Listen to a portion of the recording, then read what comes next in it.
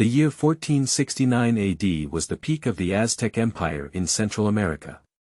A soul from a later generation travels through. He wants to save the fate of the destruction of the Native Americans and establish an empire in Central America. At this time, the Age of Discovery had just begun, and European colonizers were exploring the unknown world. Europeans are rising to conquer the rich lands of America and colonize the vast new world. They should have embarked on a path of expansion from the Americas, to Africa, to India, and to the Far East, mastering the world for the next 500 years. And now, an immortal soul wants to change all of this. He wants to unify the world of Central America, inherit 2,000 years of American civilization, and resist the invasion of Western colonizers. He will spend hundreds of years leading the Aztec civilization towards the path of destiny to conquer America. What would Westerners do without the land and wealth of America? Where will the world go again? QQ Book Friends Group 790550010 Keywords of the novel. Aztec Immortals without pop-ups. Download the complete set of Aztec Immortals TXT, and read the latest chapters of Aztec Immortals. Chapter 1. Capturing and Capturing. You are listening at novelfull.audio. Chapter 1. Capturing and Capturing. The sunset falls on the vast forest sea, and the clouds are dyed with red clouds, undulating like waves. The sky is as clean as a flat lake, and a wisp of cooking smoke rises faintly. Under the smoke of the kitchen is a simple settlement, scattered with thatched huts made of branches and long grass. Dozens of tribal people dressed only in leather skirts gathered in the center of the fire pit. They start a fire to cook, chat and play around. The air immediately wafted with the aroma of corn, wild vegetables, and unknown animal meat. At the age of 12, Shulot stood deep in the forest, and the boy looked silently at the settlement in the distance, pondering silently. He knows what will happen next. He has a delicate face, black hair, black eyes, yellow skin, and a clean little face. He was wearing a conical pointed hat on his head and a dark green vest that could wrap around his entire body. His little belly was tied with a brown crotch cloth, with the cloth hanging down to cover the key points. His feet were adorned with deer leather shoes, but they were dressed in a completely different and exquisite way from the tribal people.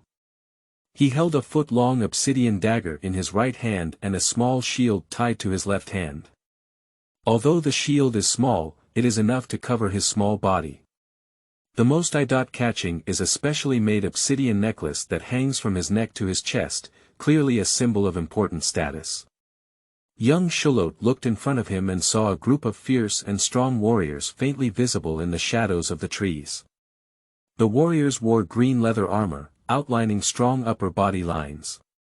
They dyed their cuffs and cuffs red, wore the same crotch fabric on their lower bodies, and wore pointed leather hats on their heads. They are mostly barefoot, tied with a rope around their waist, and holding a half-meter skin wooden shield in their left hand, engraved with terrifying patterns.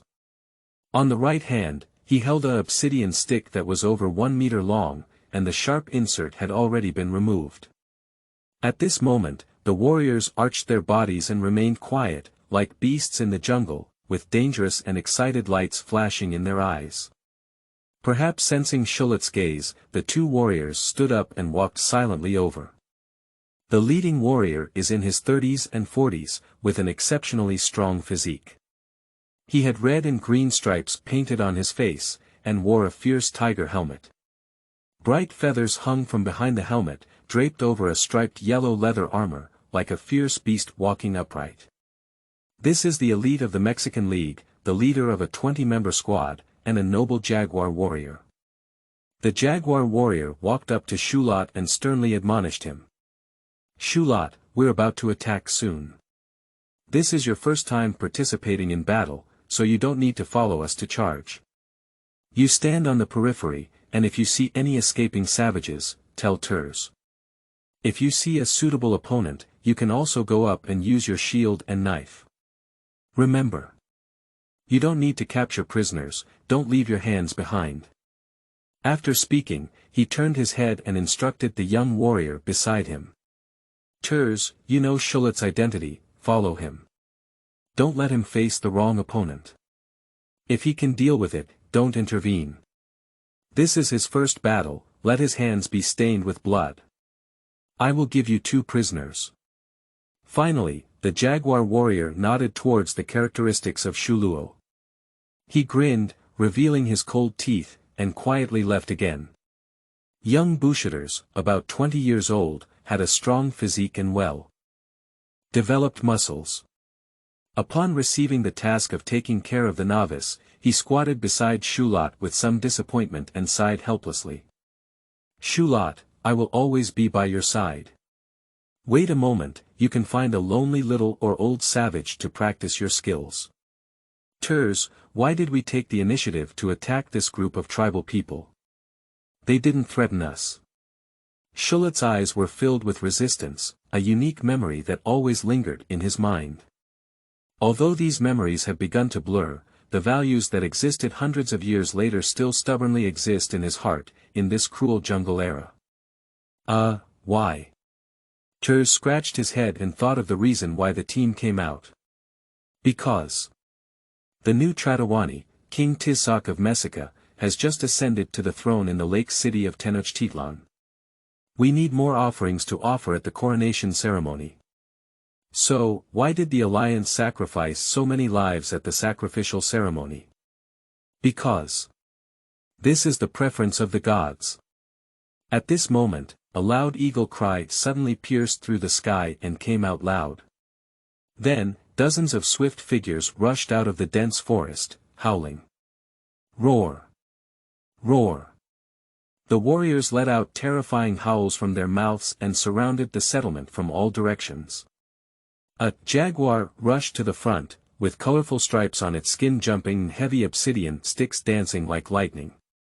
He lightly tapped and knocked a young savage unconscious on the ground.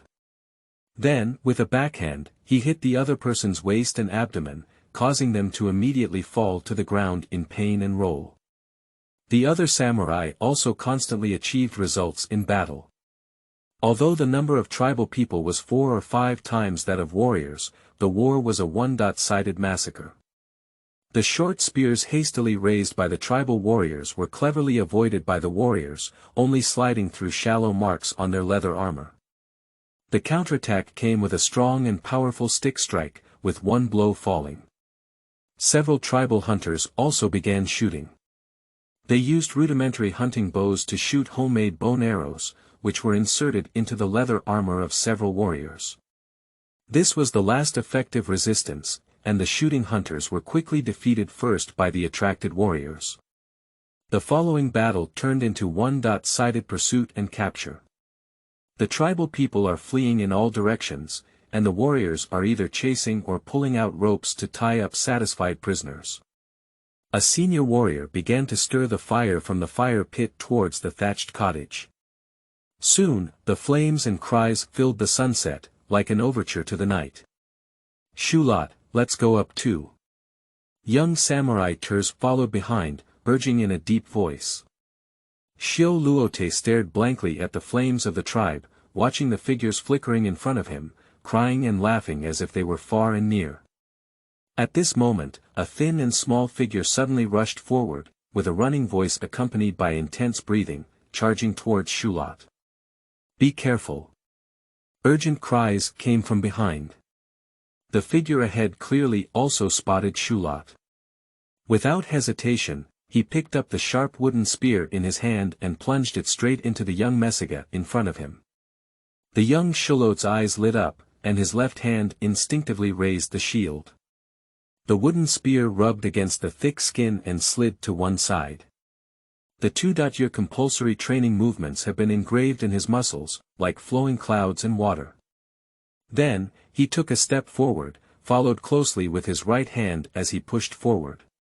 The dagger plunged deeply into a soft object, and the moist liquid quickly warmed the slightly warm palm. The figure in front immediately paused, and the wooden spear weakly struck the shield again, then again, rapidly diminishing in strength. Xiao Luote finally saw clearly the person in front of him, a disheveled and unkempt tribal youth. He is extremely thin in stature, obviously suffering from long-term malnutrition, eating every meal he eats. He was only 15 or 16 years old, and before dying, he stared at himself with a pair of hateful eyes. Soon, the boy's pupils gradually dilated, and his body softened before slipping off the dagger.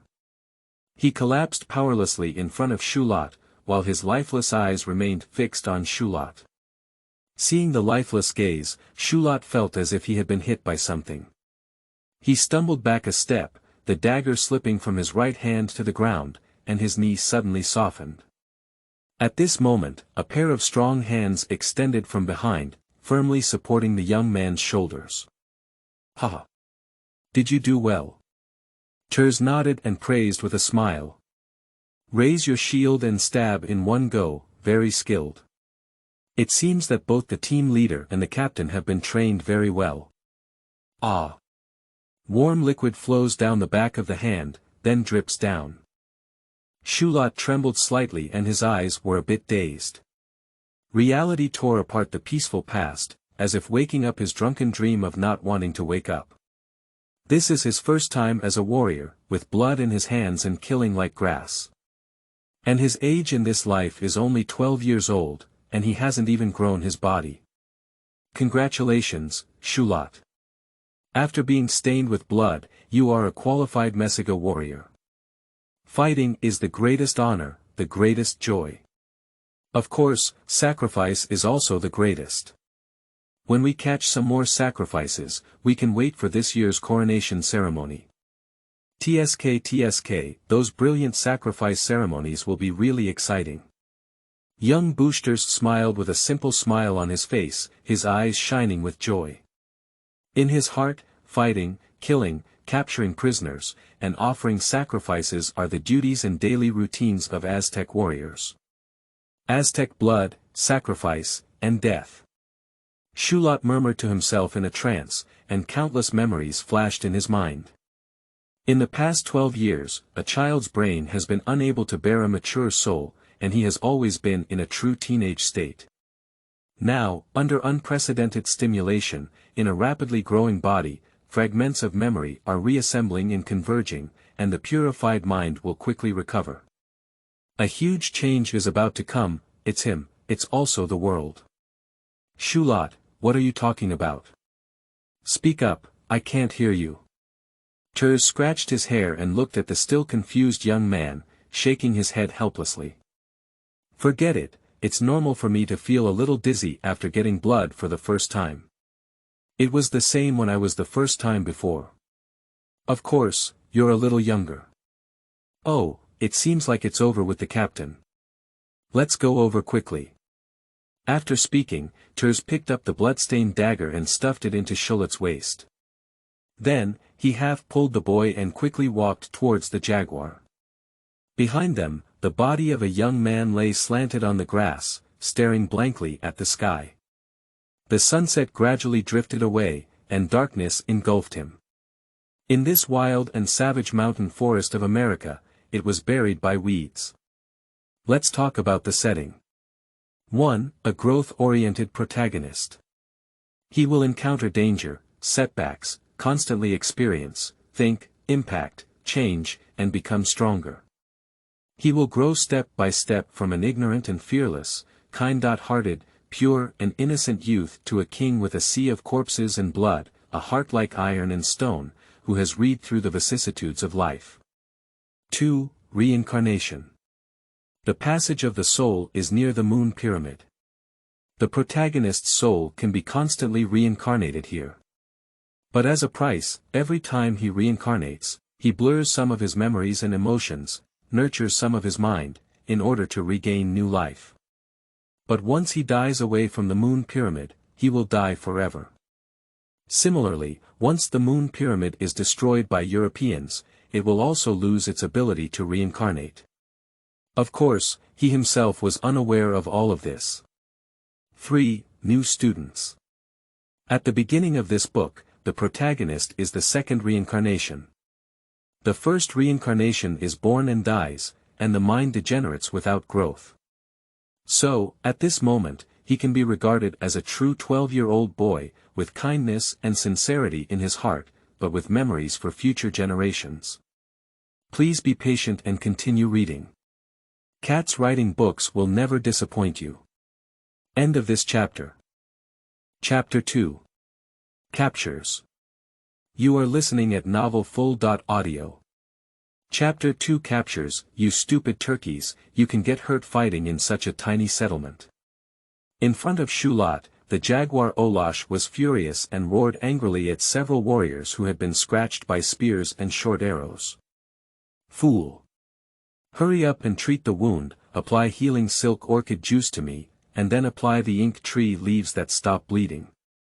If chosen by the god of death, Shulatel, you'll rot in the rainforest you're going back to. Upon hearing this, the injured warriors lowered their heads and quickly took out their prepared small sword burlap bags. They took out these natural medicines and treated each other's wounds with great skill. As a classical militaristic society that had fought for half a century, the Aztec city-states already had a set of effective methods to deal with injuries. And silk orchids and ink trees are two effective antibacterial plants, or natural herbs. And you, why are you tying up these old men and children? Are you carrying them through the rainforest for more than 10 days? Let go of the old men, children, and skinny women. So, when the next big festival comes, we can still come and catch people. Captain Olash, there is a hunter with a leg injury here. Upon hearing this, Olash glanced at the tribal hunter on the ground, and Shulat finally regained some attention and turned to the hunter. The hunter is around 30 years old and has a weathered face. He slightly lowered his eyes, twisted his left leg in an abnormal position, and scattered spears and a single bow on his right leg. His whole body curled up, silent, leaning against the fire pit of the tribe, as if he had lost his strength. The jaguar Olash approached and kicked away the spear on the ground. Later, he glanced at the slightly curled hand and calluses of the other person, his pupils slightly contracted, and his right hand touched the obsidian stick. You can't keep this. Marley, you were just shot an arrow by the hunters. This hunter, I'll leave it to you. Okay, Captain. A young warrior with a leaf on his right shoulder walked over, holding a long stick and a cruel smile on his face. Without hesitation and with a fierce expression, he swung his long stick towards the hunter on the ground. However, at the moment the long stick was swung, the hunter's right leg suddenly kicked and jumped up from the ground like a hunting dog.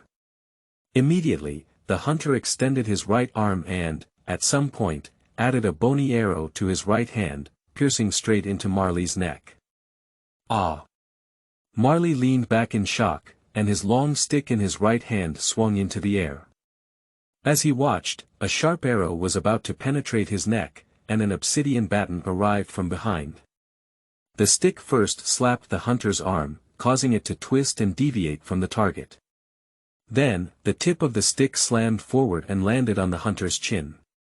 Then, a bone-cracking sound came with a click. Shulat immediately saw the hunter's eyes suddenly widen, with a familiar look of hatred. The long stick shattered the hunter's neck, causing his head to tilt and his body to land weakly on the muddy ground, with no sound left. Marley regained his senses and felt a wave of fear in his heart. He angrily swung the body of the hunter on the ground, which was like an old rag doll, swaying along the stone stick, blood and flesh blurred. Father! Shulat heard a suppressed cry. He heard the sound and saw a twitching young body not far away from the children. A little girl, aged 11 or 12, was lying on the ground crying while looking at the hunter on the ground. Marley, stop it. Shulat's emotions were constantly fluctuating, and at this moment, he couldn't help but speak up. He's already dead. What glory is there in tormenting a corpse? Marley turned back suddenly, staring at Shulat with a wolf-like bloodthirsty light in his eyes. He didn't know who this young and noble warrior was, all he knew was that the other party couldn't fight at all. Stop, you stupid turkey. Seeing this, Olash frowned. Be vigilant next time. Go, do some serious work and tie the young prisoners together. Upon hearing the captain's words, Marley stopped. He glared at Shulot with hatred, then turned around and left. Shulot, my student, how was the hunting today? Olash strode closer and affectionately patted the young man's shoulder. Shuluot killed a quasi-soldier today, and his shield raising in stabbing action was great.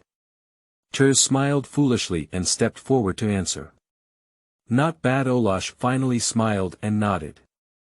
Turs, go count the prisoners. I have prepared 2 for you over there. Shulot, what are you doing? Shuluot squatted down and stared at the lifeless eyes for a while, then slowly closed the hunter's eyes. The crying not far away seemed even louder. Olash looked at Shulot's movements and raised his eyebrows, sighing slightly. All right, you can also be considered a respected warrior. Shulot, don't waste time on dead enemies. Shuluot nodded silently, not knowing which sentence was said for Olash, or whether it was none at all. Captain, I have counted, and the qualified prisoners have a total of 2 palms with 1 palm missing. Turs ran back excitedly to report. Multiplying 5 by 10 minus 5, that's 45, Shulot silently calculated in his heart. This tribe, with only over 100 people at most, lost 45 young men and women in one breath, and a few who died in battle, almost completely destroyed. How long can these 50 elderly, weak, sick, and disabled survive in this fierce jungle? Even if it lasts for a while, after more than a decade of recovery, it will be targeted by the capture team again, continuing this bloody cycle. In this era of brutal fighting, what can I do? Shulot looked at the burning settlement and silently thought. He doesn't have an answer yet, but he will go find it. Okay. There are probably 2 or 3 prisoners per person, we can prepare to return now. Olash pinched his fingers and calculated, then shouted loudly, Praise God of War, the battle is over. Now, you can go find some fun on your own. However, you turkeys, remember me. No sacrifice that can be brought back is allowed to be killed. The warriors responded with a loud promise, swiftly removing the shield from their left hand and inserting the obsidian stick behind them.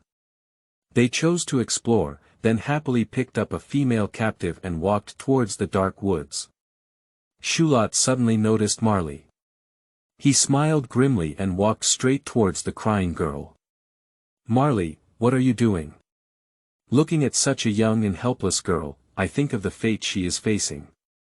Shulot was truly angry. The young man rushed forward and forcefully raised his shield to resist Marley. She's only 11 or 12 years old, just a child. Ha! So what? That old hyena almost stabbed me with an arrow just now. Marley sneered and roared angrily. I want to retrieve it from his daughter. Bastard, if you really have the ability, you should go find a strong warrior to take action. Shulot stared angrily and cursed.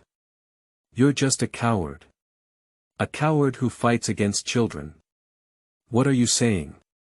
Upon hearing such words, Marley's eyes turned red and he reached out to touch the baton behind him.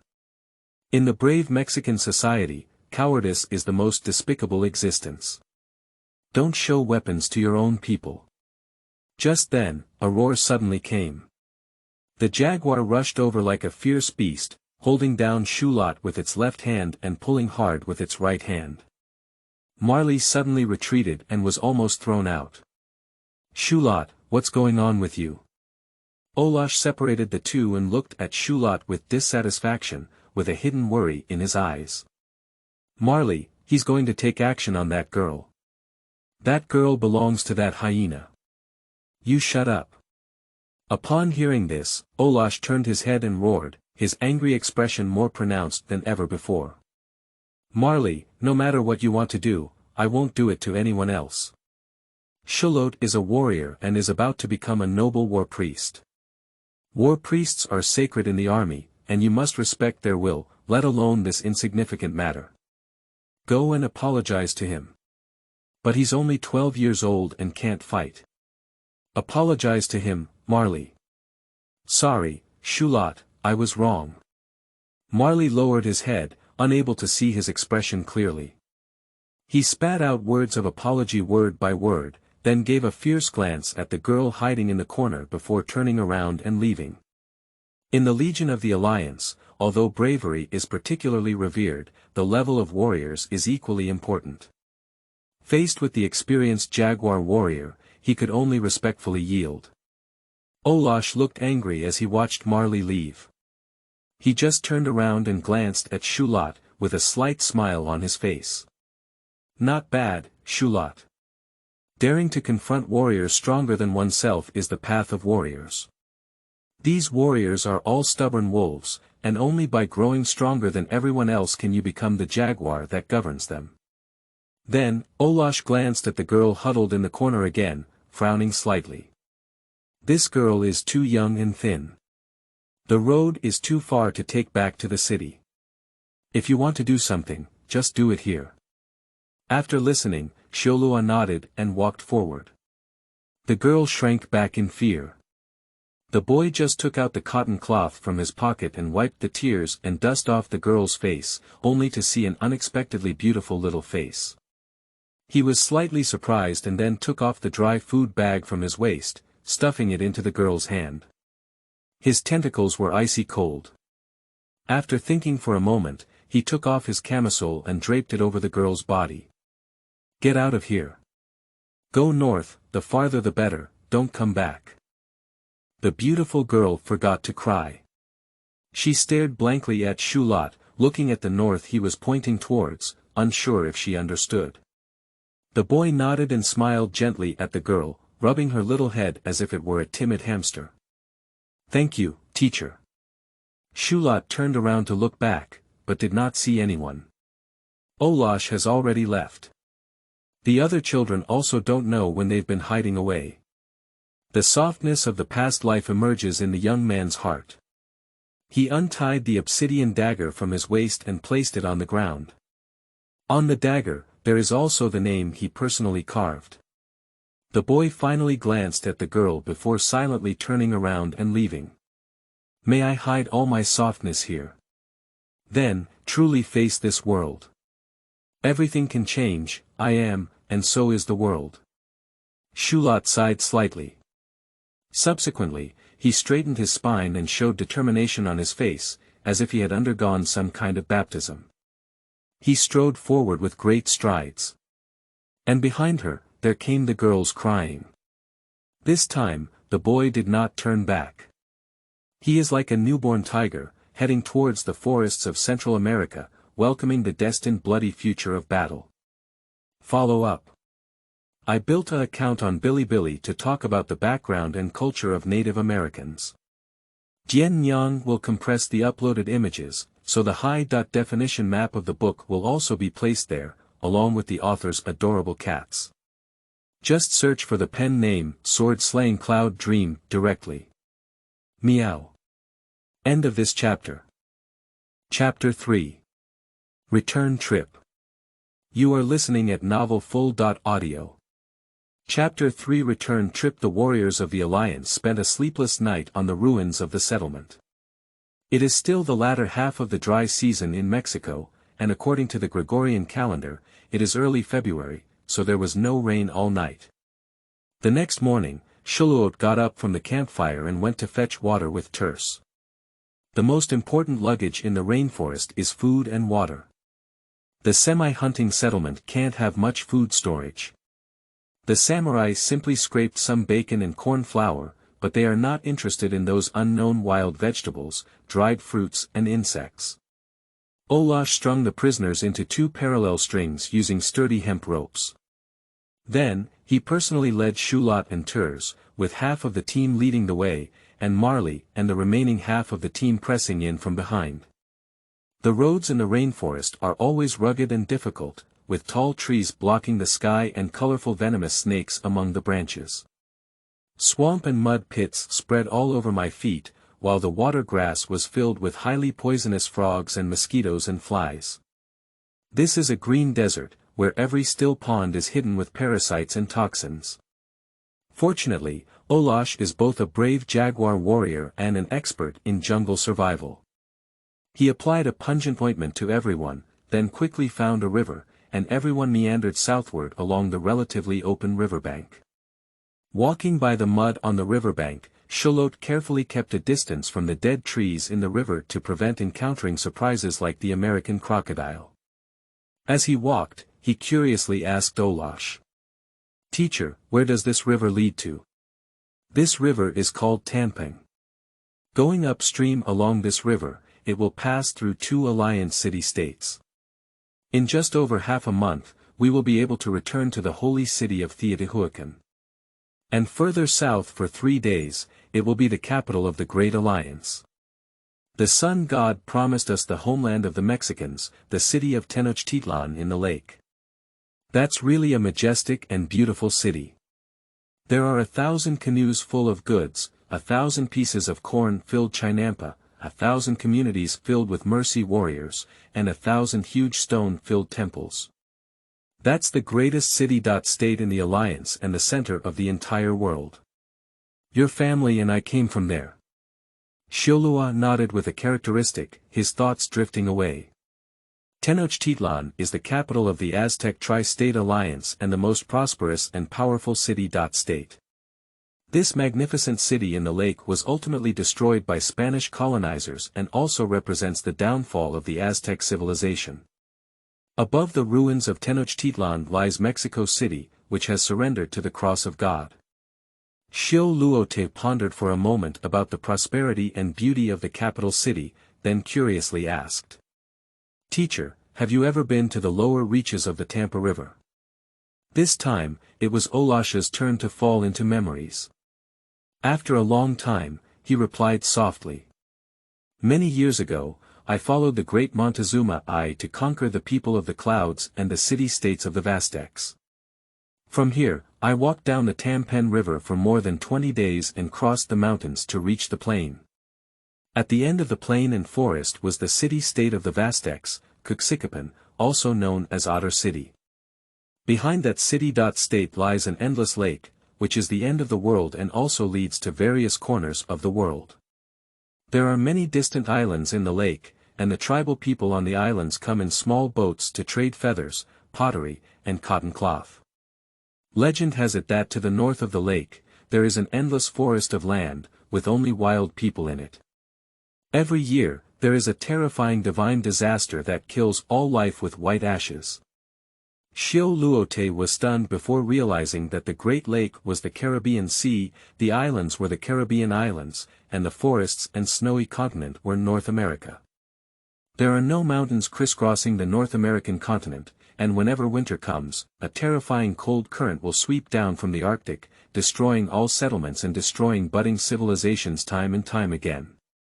For the Aztecs of the Late Stone Age and Early Bronze Age, the warm Central American city-states throughout the 4 seasons were the entirety of the world.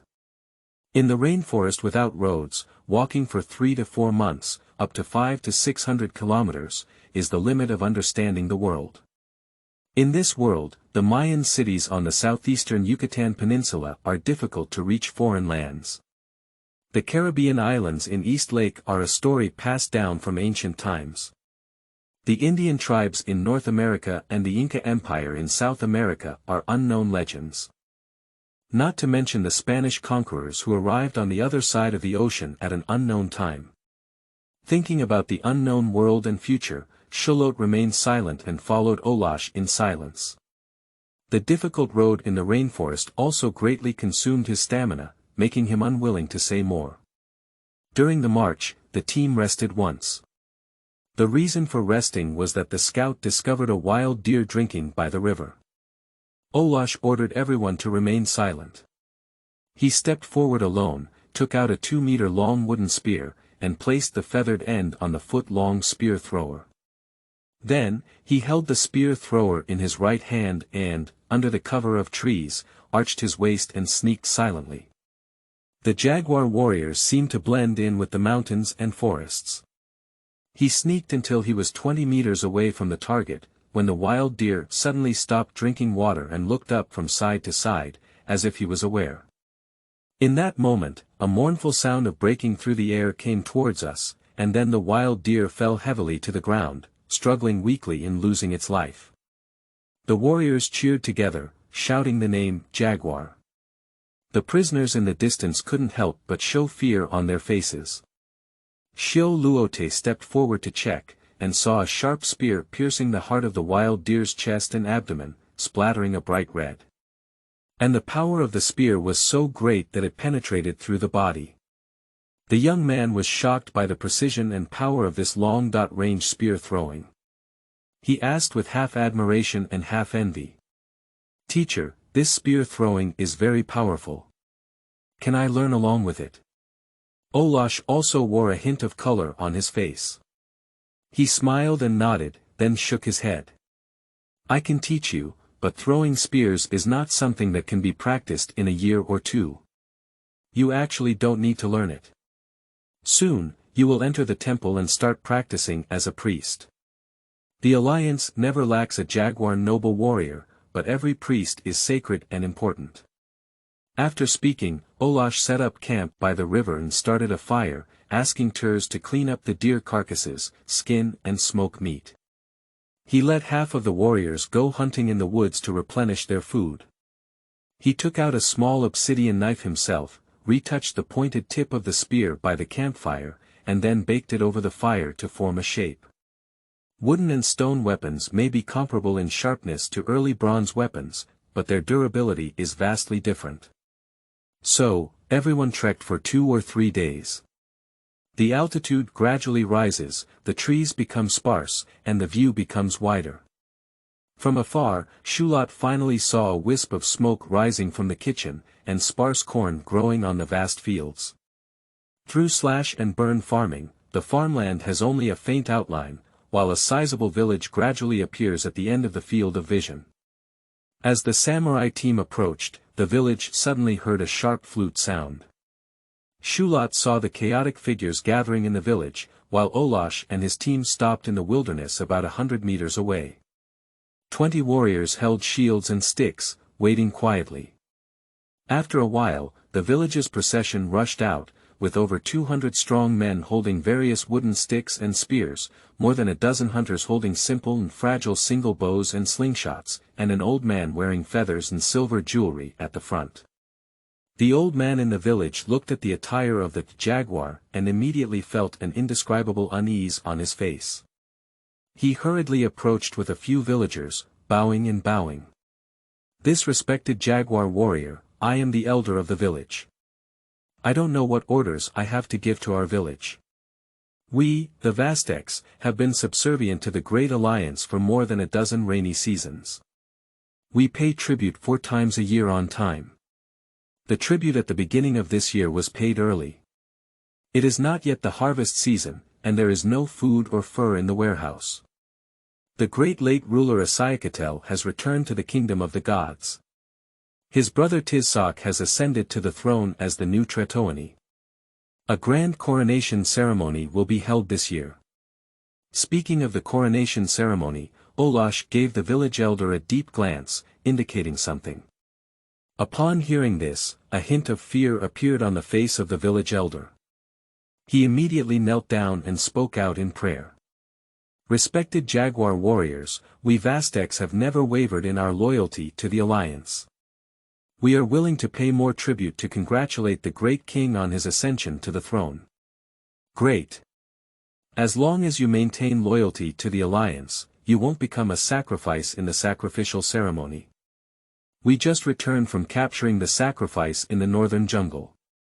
Speaking of which, Olash grinned and pointed to the prisoners in the distance. "Now we need food for 100 people for 10 days, most of which are corn tortillas, and the rest are black beans." Upon hearing such a request, the village elder's face turned unusually ugly and he did not respond for a long time. "Of course, we won't take it for nothing." Olash looked not far away at the more than 200 armed village soldiers, his tone slightly relaxed. He considered for a moment, then took out a bulging cotton bag and handed it to the elder. "Here are 2 palm-sized cotton cloths and 2 handfuls of cocoa beans. We have just been captured and are in a hurry to return to the city. We won't stay in your village. This sentence is like the last weight that overwhelms the balance. The village elder finally nodded bitterly and took the small cloth bag. The wealth here is far from enough to cover the expenses of the village, but it can only be so. The elder returned to the village and loudly ordered a few words. A small commotion immediately appeared among the villagers, but it quickly subsided under the scolding of the elders. Then 2 villagers went to the largest building in the village, carrying 2 large bundles of corn cakes and each holding a large pottery jar. Shulot saw them bowing their heads, fearfully handing over corn tortillas and clay jars to the warriors. However, when they returned to the village group, they all turned into angry expressions. Olash grinned and weighed the corn tortilla, then opened the pottery jar and tasted the black bean paste inside. Then, he finally nodded to the village elder with satisfaction and waved back. The warriors in the squad gathered the obsidian baton from behind, carried food and prisoners, and set off. After walking for a while, Shulot turned back to look at the village in the distance. The villagers of Aztec seemed to be still holding rudimentary weapons, gathering together to watch the warriors leave. Cooking smoke still slowly rose from the village, and below it, there seemed to be flames burning in the dark. Note: the jaguar here is the ocelotl in Nahuatl language. In the Navarre English Dictionary, it is a jaguar, or an ocelot, a warrior, a calendar marker, also, a person's name, a tiger. In Nahua language, jaguar, tiger, and advanced warrior are the same word. End of this chapter. Chapter 4. City-State. You are listening at novelfull.audio. Chapter 4. City-State. The sky is high with clear clouds, and the plateau is vast. After leaving the village of the Aztecs, the team hurried south for a few more days. The rainforest has long disappeared, replaced by sparse mountain forests. The sky became open and clear, and the crowds along the way gradually became dense. The land has become fertile and easy to cultivate, with coarse cultivated farmland spread across both sides of the river. Until noon of that day, Xiao Luote saw a small lake at the tributary of the Tampen River, with a floating island-like field in the middle of the lake. The edge of the floating field is surrounded by a fixed fence, half of which is submerged underwater. At the center of the floating island is a neatly interwoven waterway, cutting the island into even small pieces. On the fields of the floating island, there are densely planted 3 main crops: corn, pumpkin, and kidney beans, as well as chili peppers, sunflowers, and precious herbs. This is the first Chinampa on the way back. Looking at the fields and the lake, Olash finally smiled.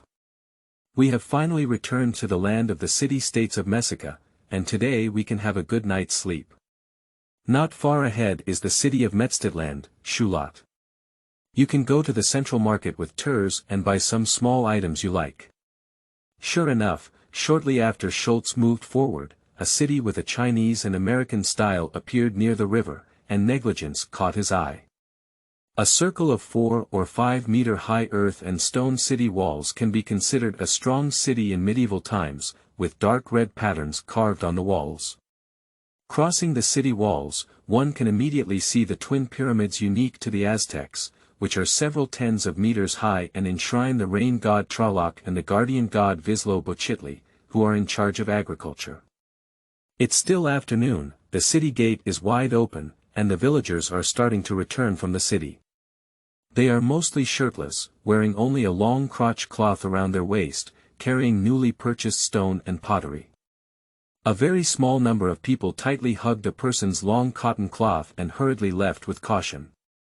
The warriors of the city-state wore white or yellow vests and uniforms, with crotch or leather skirts tied around their waists, and carried small shields and battle sticks. They gathered in groups of 3 or 5, unsure of what they were discussing. The sound followed the wind, and Shulot vaguely heard legion, war, and Atomians. A little further away, several nobles and priests were sitting on their shoulders, dressed in splendid attire, slowly approaching carried by slaves. The civilians and warriors along the way all lowered their heads to make way for them. Shulot looked at their colorful shawls and feathered crowns, as well as the flowers and herbs on their shoulders, and guessed that they had just returned from a spring outing in the botanical garden of the nobles. He smiled and realized that the social class of the Aztecs was truly visible at a glance. In summary, the more you wear, the higher your status, the more gorgeous the colors, and the more people respect you. The team set up a camp outside the north gate, and Olash left several warriors to guard the prisoners. Subsequently, the jaguar warrior and the gatekeeper exchanged a few words before leading the team into the city. Then the warriors quickly dispersed and went out to have fun. At the moment of entering, the guard of the city gate glanced at the obsidian necklace on Shulot's neck, revealing a hint of surprise and reverence intertwined expression. The first sight of Shulot entering the city was still the towering pyramid temple. The temple is the center of the city, with divine authority governing the city-state and intertwined with the power of the nobility. Below the temple is the central square of the city-state, covering an area of over 1,000 square meters. During festivals, this is a sacrificial venue and usually a trading market, which reminds Shulot of the distant memories of the farmer's market in his hometown. The outskirts of the farmer's market are small stalls for villagers and citizens, with a wide variety of products. The farmers brought turkeys, dogs, rabbits, corn tortillas, black bean puree, pumpkins, chili peppers, sunflower seeds, and last year's avocado. The city's potters sell various daily pottery, some of which also sell stone agricultural tools. Shulot spent 2 cocoa beans and bought a handful of sunflower seeds in front of a stall. He stumbled and wandered around, followed by a young warrior named Tails who was also looking around. A turkey is worth 80 cocoa beans, a corn tortilla is worth about 3 cocoa beans, and black beans and pumpkin are also worth about this price. A pottery for boiling soup, with a pot containing around 100 cocoa beans, is considered an important utensil in ordinary households. After walking for a moment, Shulot saw a farmer stuffing a turkey, a few tortillas, and a mess of avocados and cactus tubers into a potter. Then, he took a large pottery jar and left happily. Farmers and potters are both at the bottom of society and cannot have sufficient cocoa beans as currency. In fact, the vast majority of transactions in the market are conducted through barter. Further inside, there are craftsmen, with a dazzling array of obsidian products, including warriors, animals, and divine symbols. Various small statues sparkle in the eyes of the young man. Shulot glanced around and wanted to choose a warrior statue for his father in this lifetime. However, he chose for a long time and looked at various freehand and antique faces, always feeling that something was wrong. After thinking for a moment, he and Turs continued to venture deeper into the market. Walking further inside the farmer's market, there is a feeling of a formal market. Shulot crossed the border where several samurai stood and looked in surprise at the bustling inner city. The leading pointed hat warrior had a cold and hard expression on his face. He first looked fiercely at Shulot, and then was attracted by the obsidian necklace around the young man's neck. The samurai's gaze lingered on the necklace for a moment before saying nothing, and then turned back to look outside. A glow of precious metals in the inner city. The boy saw simple or exquisite sheds with various silver and gold ornaments inside. The people shuttling back and forth on the streets are mostly nobles dressed in colorful robes and wearing gold and silver. There are also priests wearing necklaces and long feathered crowns. Shulot turned the corner of the street and was surprised to see Olash. The majestic jaguar warrior was parked in front of an exquisite cloth shed, comfortably swallowing clouds and puffing mist, with a lit cigarette between his fingers. The people around also looked satisfied, sharing this relaxed atmosphere together. The boy leaned up and examined closely. The cigarette was wrapped in leaves. Inside was dried tobacco leaves, mixed with unknown herbs and spices. He turned his head to look at the shop owner again, looking shocked and seeing a head that was twice as long as himself. The head elegantly curves backwards from the forehead, extending a slender hood, with high feathers and hanging silver jewelry on top, as if an alien has arrived.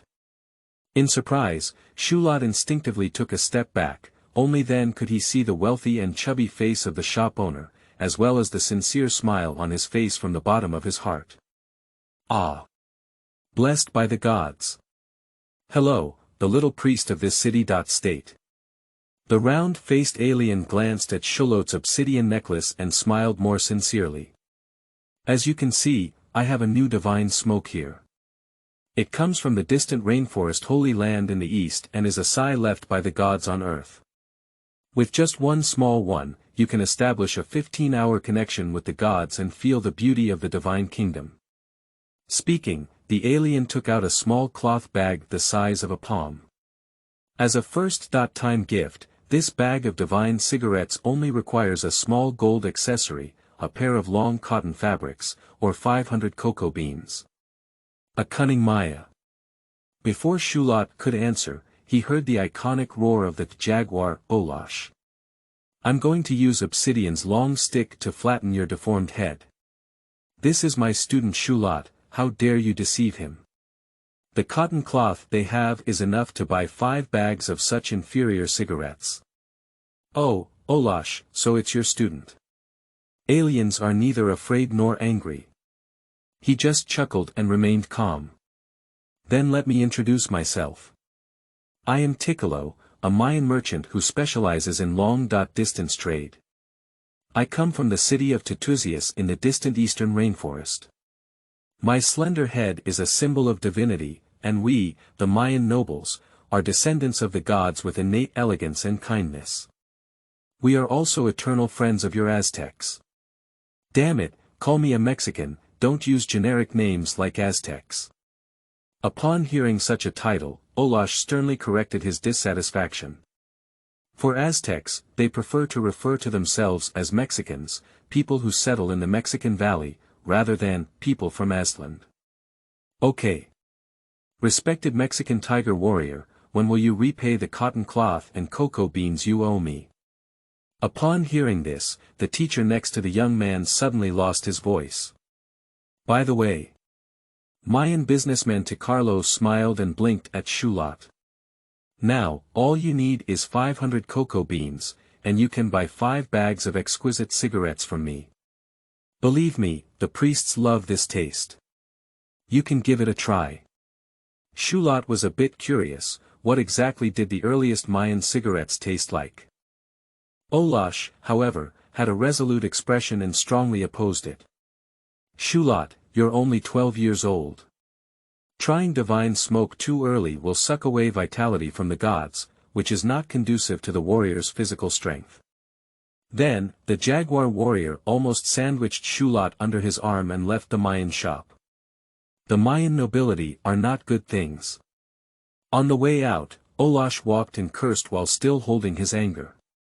The mind is cunning like a monkey, the body is weak like a sloth, the clothes are dressed like a sparrow, but each one's tongue is like a spring, and the numbers are more accurate than anyone else. Inexplicably, I will owe them money.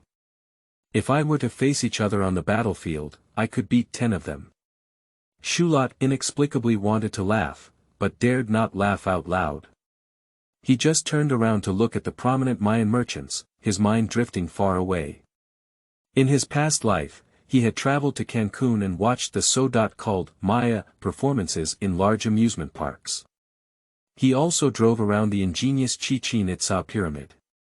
The past few hours of plane and car travel are now like a moat. Such a journey, in this era, would be the arduous rainforest land route for 6 months and the unpredictable canoe sea route. The difficult transportation has almost turned another trip to Chichen Itza into a vision of a lifetime. So, what kind of prosperity and beauty are the Maya states now? If the Alliance had the Yucatan Peninsula, it could have had early access to Caribbean island tribes and European footholds. When everything was just beginning to sprout, they would have discovered a crisis.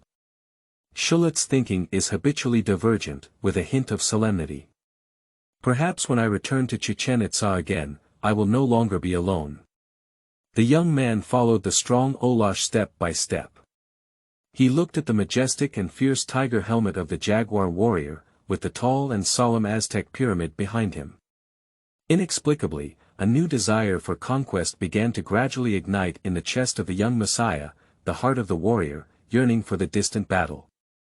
The warriors of Messiga will always be fearless, using their own weapons to face the known world.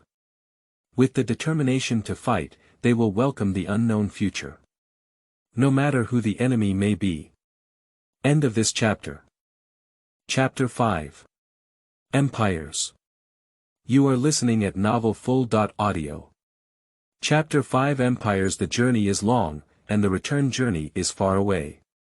Perhaps it was because he was carrying prisoners, perhaps he had encountered creditors, or perhaps he had heard some news from the military nobles of the city-state. The next morning, the roar of Olosh urged everyone to get up and walk south along the flat dirt road by the river. Since entering the Mexican plateau, the road south has been comfortable and safe. At the end of the dry season in Mexico, it is still cool and dry. The sky is high and the clouds are light, without the annoying rain of lowland forests, and the roads are flat enough. The villages along the way are bustling with people, shaded by fruit trees, cacti and silk orchids, which are also unique crops to the highlands. On both sides of the wide river, there are countless high-yield floating fields in Cananpa. On the river, there are canoes shuttling back and forth, with endless business and tourism. This is the actual control area of the Aztec City-States Alliance, the core of the empire composed of more than a dozen Mexican city-states, including the essence of the Mexican Valley. After entering here, Olash's mood significantly improved. Whenever he has free time, he will tell Shulot a story about the Great City-State Alliance. According to Shulot's understanding, Lake Texcoco is the heart of the alliance, rapidly communicating with the city-states along the lake. The most central city of the empire is the Holy Three Cities, with Tenochtitlan located in Lake Texco, Texco on the east side of the lake, and Tracapan on the west side of the lake. According to the initial agreement, the leaders of the three city-states were also co-rulers of the alliance. According to Shulot's understanding, it means that three kings stand side by side, with one head in two sets. As for who has a higher status, of course, it depends on the military strength that the three cities can mobilize. For the convenience of memory, Shulot added labels to the three cities in his mind based on their geographical location and current situation. The capital city of Tenochtitlan in the lake, the central city of Xianyang, the heart of the empire, is an unparalleled stone giant city. Texco, located in the eastern region of Ani, is a thriving cultural center with independent heritage. Tracapan, the western city of Yong, is a strategically important location close to the former capital of the Tepanec people. And a circle from the three cities of Lake Texco, 300 to 400 miles away from the capital city of the lake, within a 2-week journey, are the core of the empire and the places that can be effectively controlled. According to Olash's description, the northeast of the alliance is roughly bounded by the newly passed city of Metztitlan, also known as the city of prickly pear. To the northeast, there are the loyal vassals of the Aztecs, who have been under the rule for over a decade and have average strength. The empire collects a large amount of grain, leather, and feathers from there every year. Xiao Luo drew a circle in his heart and wrote down the words similar to Yen State, located in the northeast, with moderate military strength, diplomatic tribute. To the west and north, there are the hyenas, and the Otomi people who are constantly being conquered and driven away by the alliance. During these 100 years, the Ottomans were driven out of the fertile Mexican valley by the Mexican and Navarre tribes through conquests. They are scattered in the north, but they often establish new city-states on the border. They have a large population and are not very powerful in terms of frontal force, but they are tenacious and patient enough, and intermarry with the Kikimex who roam further north. Thinking of this, Xiao Luote drew another circle in the northwest and noted that it was similar to the Xiongnu, located in the north, with moderate military strength and diplomatic hostility. To the southwest of the alliance, the city of Rizico, also known as Sun City, is the boundary. Further west, there is a formidable enemy, the hard stone Tarasco people. They possess unbelievably hard bronze weapons and also possess rare copper mining areas known in the world. The only disastrous defeat of the alliance occurred in the war with Tarasco 2 years ago. Both sides engaged in several bloody battles, with at least 3 8,000-strong legions defeated and tens of thousands of casualties. At one point, the capital city of Tenochtitlan in the lake issued a mobilization order for the city-state, with each household having one tribe, forming a large army of 100,000 people. The Tarasco City-State Alliance, also intimidated by its terrifying war potential, withdrew from its territory. They then turned west and north, tidying up the small town of the Ticos people. There has always been a tacit and stable peace between the two countries.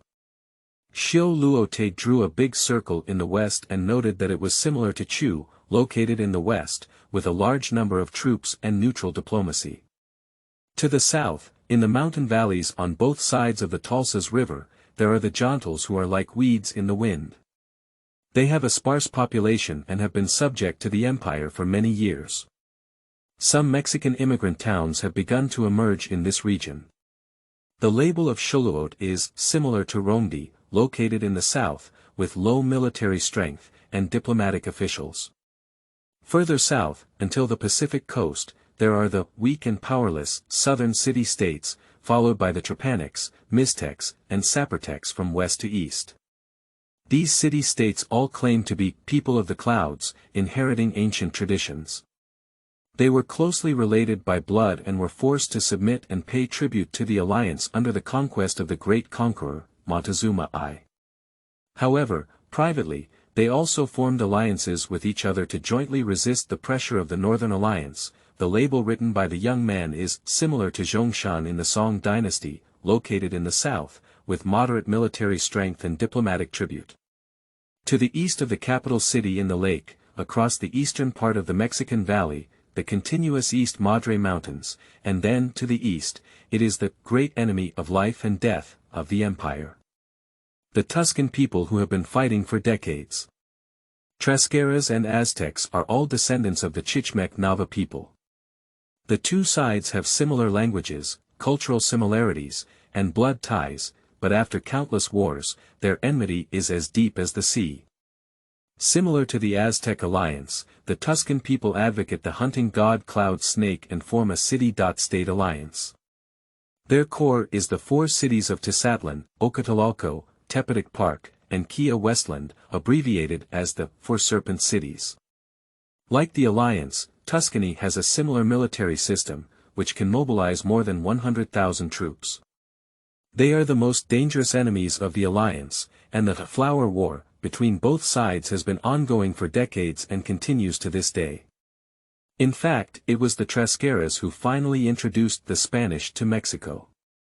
They provided the Spaniards with a foothold, detailed information, sufficient food, and even the cannon fodder of 100,000 servants. Finally, taking advantage of the civil strife in the Aztec League, the Tuscans and Spaniards were invited into the capital by King Montezuma II. The colonizers seized the alliance king and intentionally spread smallpox, almost destroying the alliance center, the city of Tenochtitlan in the lake. In the following 2 years of illness and fighting, the once glorious Aztec civilization perished. And the Tuscan people themselves have not escaped the terrible plague, and they will die 9 times out of 10. In the 10 years of blood and fire, it was the blood of the Tuscan people who used their own blood and the blood of Central America to dye the new Spanish governor's throne red. Thinking of the future in history, Xoloitzin felt a palpitations and drew a circle in the east, recording that it is similar to the state of Zhao, located in the east, with a large number of troops, and will never cease fighting. Later, he thought for a moment and wrote down 4 words. The highest threat. In the east, there is also a religious holy city called Jalula, which has a high status. Jalula is the center of the Navarre religion, a city of temples, beautiful and prosperous. They don't have many warriors, but they enjoy a special status among the city-states, claiming to be the Toltecs of civilization inheritance. Upon hearing this, Xiu Luote put up a label that read, similar to the Eastern Zhou dynasty, located in the east, with fewer troops and a superior position. From Tresquera and Jalula eastward to the coast of the Gulf of Mexico, there is another relative of the Mexicans, the most Mayan-like Totonac. The Totonacs, like the Mexicans, once migrated south from the wilderness, expelled the Atomians, and settled on the southern Mexican plateau. Their arrival was actually earlier than the Mexicans. So, they migrated further and settled on the eastern coast, almost exclusively enjoying trade with the Mayans and reselling it inland. Their small boat, like the Mayans, is said to have been to the Big Island in a distant lake. The geographical environment has influenced the direction of politics. Decades of coastal trade have led to the prosperity of the Totonac people's city-state, and they have also lost the characteristics of their relatives being martial and belligerent. They sold strategic goods such as salt, feathers and leather to the Tuscan people in exchange for peace, and also paid tribute to the alliance in name, which was relatively detached from the dispute in Central America. Xayuliot happens to have a fitting label, similar to the state of Chi, located in the east, with moderate military strength and diplomatic neutrality. As for the more distant Maya city-states, they are somewhat distant and elusive. Olash had only vaguely heard the names of important city-states such as Mayan Pan, Chichen Itza, and Chactamar, but it was still in the mouth of some Maya unscrupulous merchant that he did not want to recall. The wars in the Mayan city-states were slightly smaller than those in various parts of Mexico, and the scale of sacrifices was also smaller. They are located deep in the rainforest, which is difficult to reach in the southeast. Xuluot casually found a label that read, similar to Bayua, located southeast, specific unknown. Of course, this label is inappropriate. The cultural achievements and astronomical calendar of the Mayans have been passed down in later generations. A few days passed hastily in casual conversation. Xuluot listened to the stories all the way and also memorized a circle of labels. He almost emptied all the ink from Olash's stomach before slowly digesting it with satisfaction. And happy journeys are always brief. Looking forward to one day when he can return to his home in this lifetime, the ancient holy city of the Mexican Valley, Teotihuacan. This trip is real and lively. For Xuluot, this Central American world is no longer a completely unfamiliar mist, nor is it a cold number and result.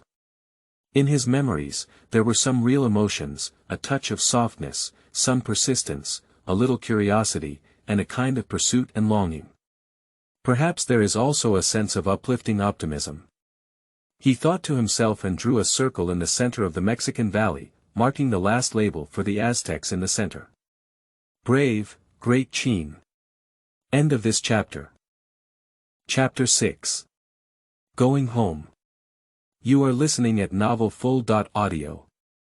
Chapter 6. Going Home. The blue sky casts warm sunshine, and the winds on the Mexican plateau remain cool. In the humid air, with the freshness of Lake Xaltocan. The southern part of Xaltocan is connected to Lake Texcoco, and the ancient holy city of Teotihuacan is located more than 10 kilometers on the east bank, where Xuluot was born. Seeing Lake Xaltocan, the team suddenly became lively, as if there was some kind of vitality added. The warriors rushed to the lake and fetched water from the shore, enjoying the taste of their hometown. There are small boats traveling on the lake, and the villagers who come and go warmly greet the warriors of the city-state and inquire about the harvest of the capture. A young girl rowed a small boat and approached, wearing only a half-length cloth skirt. She boldly displayed her youthful figure and sang a love song of admiring warriors. Xuluot blushed slightly and turned to look at the village near the lake. Simple canals divert the lake water and lead it into the continuous corn fields outside the village, where black beans and pumpkins are mixed. The agriculture here is clearly much more developed, and the population appears to be more dense. Between the village and the lake, there are also many small ponds, in which there are floating Cananpa of different sizes on the water. Cananpa can harvest 6.7 times a year, making full use of the nutrients in the river mud, with sufficient water and fertilizer, and less pest infestation. Its yield is nearly 10 times higher than that of ordinary coarse plowed farmland. These chinampas were controlled by the nobles of the city-state to maintain a prosperous life. The nobles often had the chinampa garden, which was filled with magnificent flowers, delicious herbs, and sacred cocoa. Shulot's gaze paused for a long time on a pond near a village, recalling a vague fate of death. He silently watched until he was awakened by tales, and the team set off again. Soon, a grand and quaint city appeared in Shulot's view, magnificent and magnificent. Teotihuacan has no city walls, and its walls have been buried in the dust of history, with most of the city area buried underground. 1,000 years ago, this was the capital of the gods, of the Teotihuacan people, and also the place where the gods left. Shulot entered the city from the west and crossed the inconspicuous city boundary, presenting a magnificent spectacle that spans thousands of years. Under the sunshine, a stone-paved avenue of 40 to 50 meters runs through the north and south, as if leading to the end of an era, which is the famous Death Avenue. To the north at the end is a stone square, 200 meters long and wide, with a square altar in the center. This is Moon Square, a sacred place of worship, a place to please the gods. Shulot once saw here for the first time that bright red converged into a lake, with corpses built into small hills. The unforgettable bloodshed and shock made him realize for the first time that he had left the modern civilization forever, devoid of blood, and came to this savage and cruel jungle era. The warriors marched along the path of death with their horrified captives. To the north of the altar is a magnificent pyramid, 3 times the length and width of the main road, and about 40 to 50 meters high. Looking up, a 5-story tower is built with giant stones, and a delicate temple stands on top of the tower. The temple is bright, with red and blue dyes rendering ancient patterns, with many moons, stars, leopards, and snakes carved in between. On both sides of the palace gate, there are 4 temple guards wearing wolf hats. Their black leather armor is engraved with blue and yellow stripes, motionless like sculptures. The sculptures hold a half-meter long and wide skin wooden shield in their left hand, and a long obsidian stick over 1 meter long in their right hand. The sharp obsidian shards on both sides of the stick are shimmering with cold light. Shulot wanted to climb the top of the tower several times, looking for a way back through time, but was all stopped by the sculptures. If it weren't for his special status, he would have been sent to the altar as a sacrifice long ago. This is the sacred moon pyramid, the bridge between heaven and earth. On the other side of the team, to the east of the main road, is another huge pyramid, the Sun Pyramid. It faces the sun, with a base that is 200 to 300 meters long and wide. The same 5-story tower body is even taller and more majestic. The top of the pyramid tower is extremely open, with a half-person high sacrificial stone in the center and a half-open sun temple to the east. There is a tall statue of the sun god in the sun temple, facing east. The statue has a golden crown, jewel-like eyes, and silver ribbons hanging from the arms and waist. Behind it is a pure gold sun with a diameter of several meters. The weight of this golden sun is definitely over 1 ton, which is an unimaginable wealth for the nobles of various countries in the Old World. The sunlight was falling on the top of this sun pyramid, and a dazzling golden light flashed through Shulot's eyes. This highest sun pyramid worships the sun god of the alliance. Only sacred sacrificial ceremonies can be held here, and climbing is absolutely prohibited in normal times. Olash stopped with the warriors and knelt down towards the sun temple in the east. He prayed loudly with a solemnity that Shulot had never seen before. The great guardian god, Vizilo Bochitli, under your shining sun, we have completed this capture. As your loyal warrior, we will dedicate the enemy's heart and blood to you until we return to the earth and dedicate ourselves.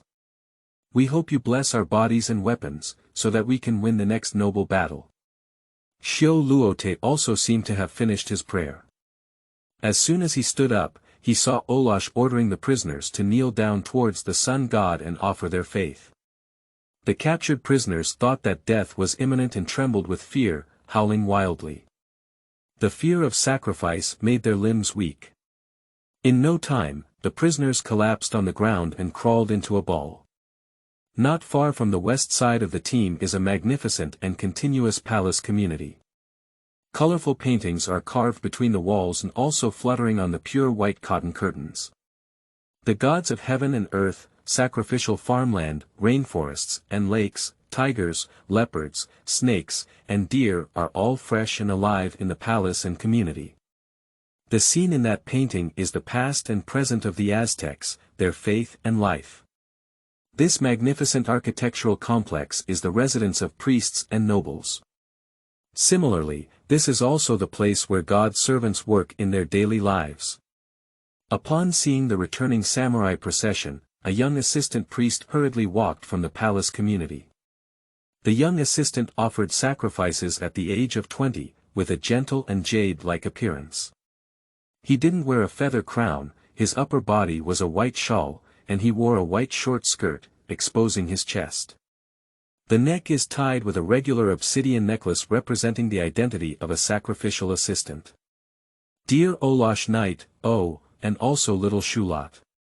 The assistant priest smiled gently and blinked at Shulot. How about it, is everything going smoothly with the capture? Not bad, a cap. This time we captured the Aztecs territory and found a savage tribe. The opponent was weak, and we didn't have any soldiers injured. God bless us. Olash nodded, his serious expression as if he had not yet recovered from prayer. Then, he pointed to the kneeling crowd. The captured prisoners are all here. Okay. God bless. Akat briefly counted the prisoners and glanced at the damaged leather armor of the warriors standing at the back. He smiled without exposing it. Dear Olash warriors, you have received great rewards in the returning team. Leave the male prisoners to me, and the female prisoners to be handled by yourselves. There are a total of 25 offerings, and it seems that every newcomer can be promoted. Upon hearing this, Olash also smiled. He turned around and roared at the warriors. Turkeys, I have good news for you. After this capture, each of you will be promoted to the first-level warrior, catcher. Turs, Marley. Olash glanced over and then roared. Both of you will be promoted to second-level warriors, the Aztec hunter. You can go to the temple warehouse and collect the cloak and battle clothes of second-level warriors. Shulot stared intently and saw only two smiling faces that were equally eager to fight. Just a cruel expression, a simple expression. The remaining first-level warriors, after I report to the elders, you can go and collect new cotton armor battle clothes tomorrow. Upon hearing this, the young warriors let out a burst of excited cheers and howls. Their path to promotion as warriors has finally had a good start. But let me remember. This time, the opponent is very weak, and you are still a group of inexperienced turkeys. Only when you catch a fierce and skillful warrior of Trascara alone, or a well-equipped warrior of Tarasco, can you be called a real warrior. Turs, Marley. Take these 4-palmed women to the South City and sell them to the commoners without wives. The cocoa beans exchanged will be divided among the brothers, and then the weapons and armor will be repaired. Upon hearing this, the warriors cheered again. By the way, if it's your own person, it can be cheaper. Olash said, patted Shulot's shoulder again, and laughed heartily. Shulot, it's a pity that you don't have your share here. Of course, you don't lack that either. Upon hearing this, Shulot's eyebrows furrowed and his enthusiasm waned. The young man remained silent, just watching the prisoners being taken away and processed like goods. He knew that these tribal women would be sold to commoners to have children and strengthen the alliance. And the men of the tribe will be sent to the temple as sacrificial offerings to please the gods. Life and death are only in an instant, just like ordinary heavenly principles. Everything was done properly, and then Akap took over the conversation. He smiled and spoke gently. All right, Olash. Since the matter is arranged, you and Shulot can come with me. Captain Shuzak has already instructed us to go see him as soon as you come back. After speaking, he turned around and led the two towards the magnificent palace and society. End of this chapter. Chapter 7. Father. You are listening at novelfull.audio. Chapter 7 Father. The palace community of the Holy City priests is divided into two levels. The lower level guards wear animal helmets, are dressed in yellow robes, and have battle uniforms with patterns of jaguars and eagles. The white-robed sacrificial assistants wear solid-colored cloaks or camisoles, supporting wooden boards with painted images. The three of them climbed up the second floor of the palace community along the granite steps and walked past an extremely tall palace. Shulot faintly heard the sound of intense arguments coming from inside the palace. There seems to be war and atomians in the voice. At the entrance of the palace, a huge colorful cloth curtain fluttered. In the center of Buman is the exceptionally tall sun god, war god, and the guardian god of Mexica, Vislo Bochitli, who sits upright with his head raised, holding up his scepter and shield. This is the main god of the Mexican League. The dark green long feathers covered the back body of the main deity, radiating outwards like the sun. Next to the curtain of the palace gate, there are two guards wearing wolf heads and black robes. One of them cast a questioning gaze at a Cap, who pointed to Olash and Shulot, and then pointed to the right. The guard nodded clearly and gave Shulot a ferocious smile through the gap in the wolf's mouth. Shulot rolled his eyes, but this was the guard he had known since childhood, named Elvis. Olash next to him was preoccupied and didn't know what he was thinking. The guards cleared, and a Cap led the two towards the palace on the right. After thinking for a moment, Shulot asked in a low voice. "What are you discussing in the main temple, priests and elders?" "Don't worry. Wait a moment, you'll know." A Cap smiled and didn't answer, as if suddenly something was on his mind. The curtains fly and the corridor extends. After a while, the three of them arrived at a solemn side hall again. At the entrance of the side hall, there is also a huge cloth curtain, on which is a deity held high with both hands. God has only a head that looks like a human or a dog, looking up at the sky. He also has a bright red tongue, deep black feathers, and a crown. His slightly crouching movement seemed to be about to jump out of the bright red throne and pounce into the sky at any moment. This is the god of thunder and death, the night star god who escorts the sun, Shulatel, and also the twin brother of the feathered snake god. The guards of the side hall were much more enthusiastic, asking questions in a bustling manner. "Xiao Xiolate, you're back. How was the hunt this time? Did you get any blood? Did you catch any prisoners?" Xiolua nodded without saying much. He just kept silent and followed a Cap's assistant priest forward. Everyone entered the side hall, facing a low stone table with a wooden board on it. A burly man in his 30s was sitting cross-legged on the ground, wearing a colorful red robe, a dark green feather crown on his head, and a silver wristband. He held a wooden pen with a tip made of tough hair, dipped in black paint, and carved two patterns on the wooden board as if writing or drawing. Shulot took 2 steps forward and examined the square pattern in front, which was a shield and a stick. The square pattern at the back is a corpse wrapped in a white cloth. He has learned writing with the man in front of him and knows the meanings of these 2 hieroglyphs, which are war and death. The burly man lifted his head, revealing a well-defined and resolute face.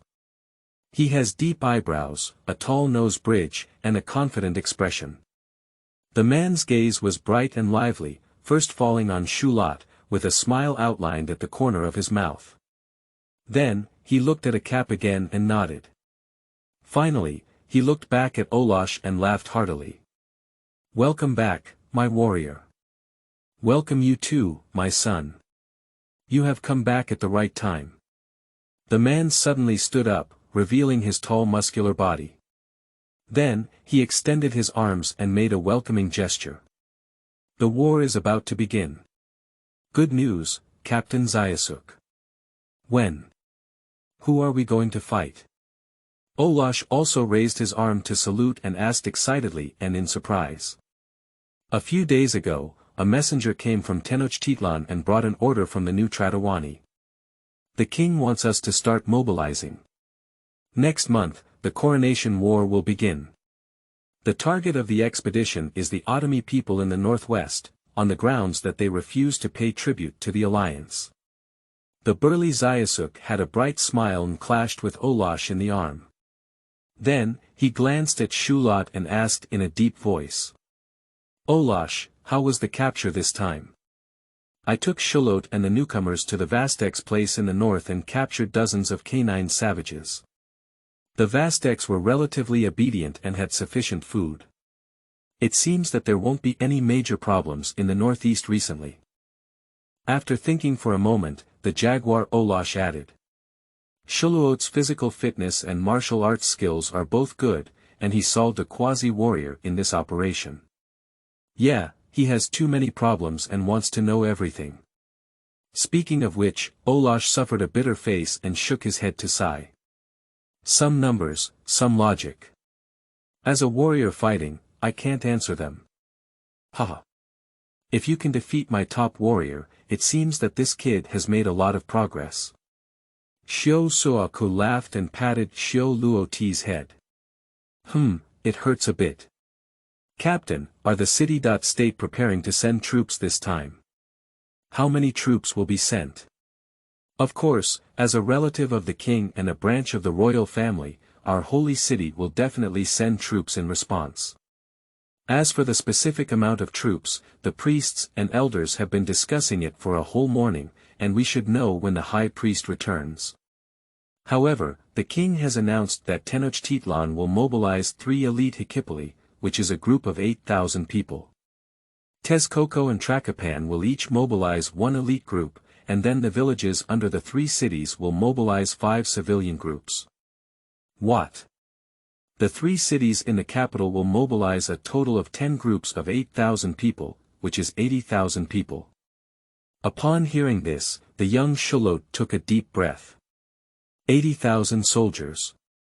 Oh, Shulot's math is really good. Olash praised, with a hint of surprise on his face. Including other responsive city-states, when the rainy season is approaching, the king needs to mobilize a force of 100,000 to go north and gnaw on the mountain cities of the Ottomans. This is not a wise choice. Yeah. This choice is not too good. The burly Zyasuk put away his smile and nodded slowly. Saco State in the lake area can mobilize at least 2 regiments. Then, in the south, Huastepec and Quanawak, that is, High Mountain City and Salt Lake City, will each form 1 regiment. In the north, Waipuhetlan, that is, the 2 regiments near the gorge Golden City, is expected to be recruited. In the west, Tepanicapan, Talocan, and Lazico, that is, Acidwood City, Jinshan City, and Sun City, will form at least 4 regiments. As for the east, in order to prevent the Tuscan people from moving, it should be 28,000 regiments.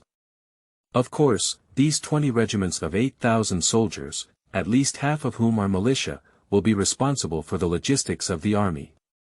And those who are really on the front line will only have a maximum of 10 regimental warriors. I estimate that there should be 70,000 to 80,000 warriors on the front line, with nearly 100,000 civilian soldiers responsible for logistics. Captain, there's definitely no need to worry on the front battlefield. Even if all the Ottoman city-states send reinforcements, they only have 70,000 or 80,000 soldiers, and the militia is at least half. Their combat effectiveness is incomparable to our elite warriors. Speaking of which, Olash confidently patted his chest. That's a veteran Jaguar warrior, a guarantee for battlefield combat. However, this long-distance expedition requires the maintenance of nearly 200,000 people's food consumption. The supply of food for the frontline warriors relies on transportation from the rear. In such a humid rainy season, the daily consumption of food is incalculable, and the amount of food lost is by no means small. The Otomi villages in the north have always been poor and unable to plunder much food. Once the Otomi people hide in the city-states and defend themselves, the war will continue to drag on. Then we will be in trouble. Olash, you're right. My worries are also here. Zyasuk instinctively reached out his hand and pinched his son Shulot's face. The boy's face twitched. Well, it still hurts. But the Aztec tribes in the northeast provide a large amount of tribute every year. It is neither reasonable nor beneficial to take action against them. The city-state alliance of the Yunzhong tribes in the south has been relatively obedient in recent years. They are also interconnected. Throwing a stone into it will definitely bring a ripple effect. The Tarasco kingdom in the west has a strong fighting capacity, and we were defeated in the last 2 years. The Tuscan people in the east, not to mention, must mobilize all to fight a deadly battle.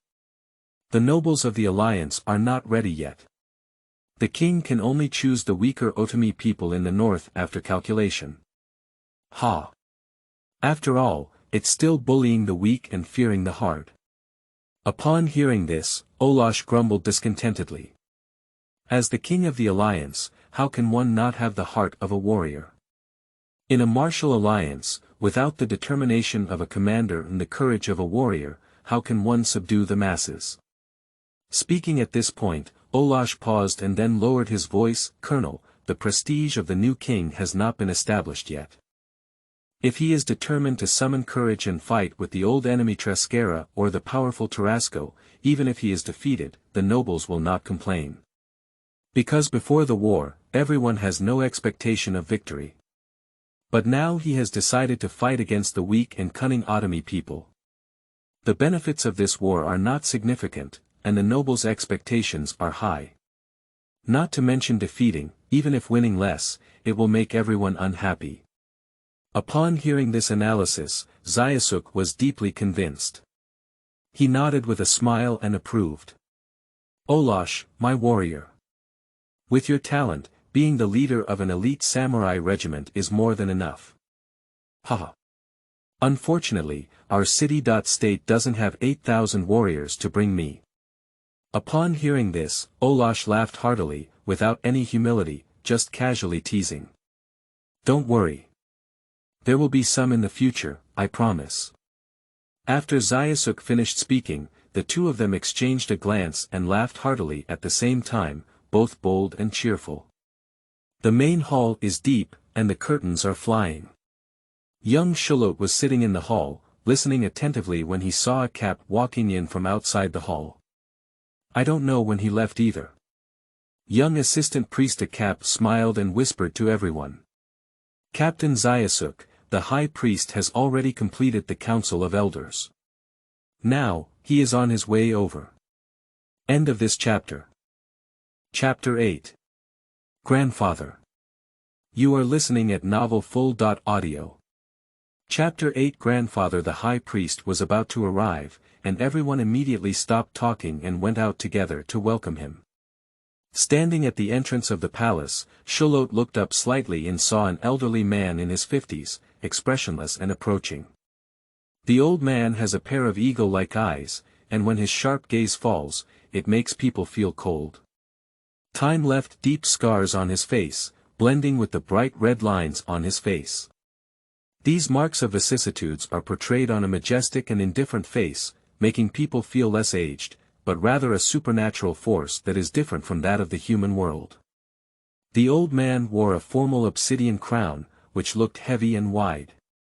In front of him was a divine face arranged with gemstones. The eyes of two large rubies, like the merciless gaze of a deity, were scanning the world as the old man walked. At the top of the long crown are countless green feathers that are half a meter long, while behind them are dense blue short feathers, like a brilliant sun, neatly expanding outward. Shulot looked at the heavy high priest's stone crown and felt a headache in his head. Akap and Olash seemed to have been stabbed by something, lowered their heads and dared not look directly. Under the golden sunlight, the old man gradually approached, shining brightly, almost dazzling Shulot's eyes. He was wearing a red cloak with a circle of red feathers set around it, and the cloak was engraved with a golden sun.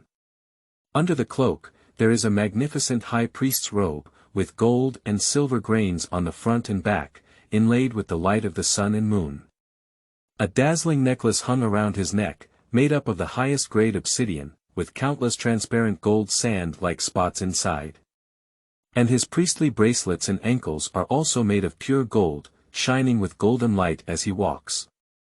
Of course, in the gold-rich Mexican League, the priests did not care about the monetary value of gold, but simply revered the color of the sun. The old man's walk was slow and steady, as if bearing a heavy divinity.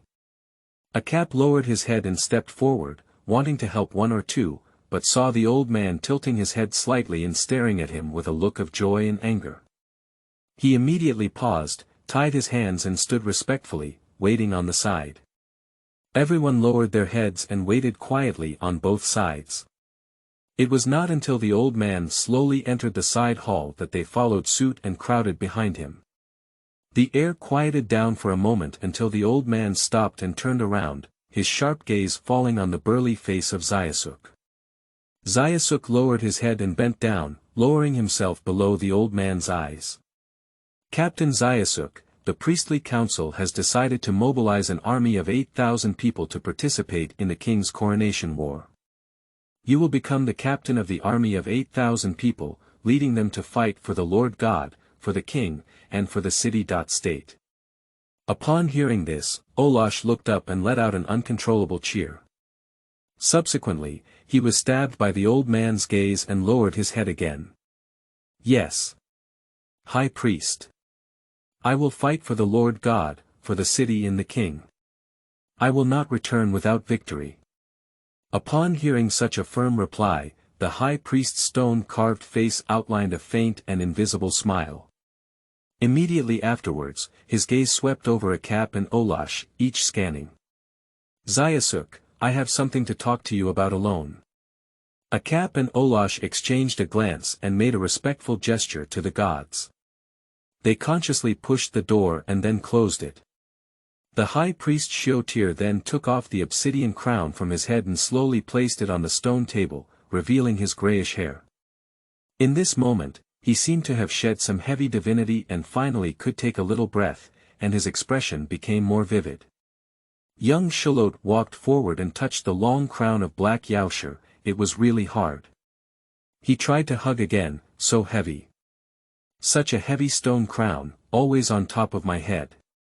It seems that being a high priest is truly a personal effort, and my grandfather's health is really good.